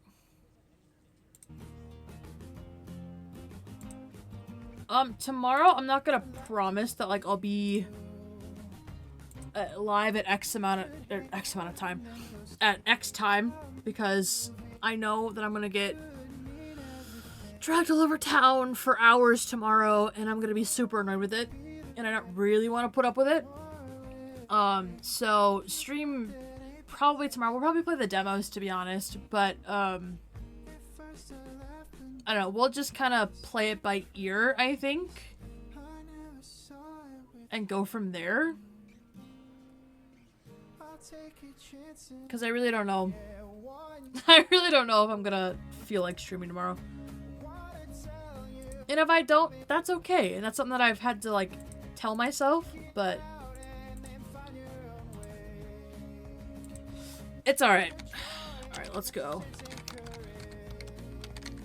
Let's go bother Geekus. Geekus Prime, eh?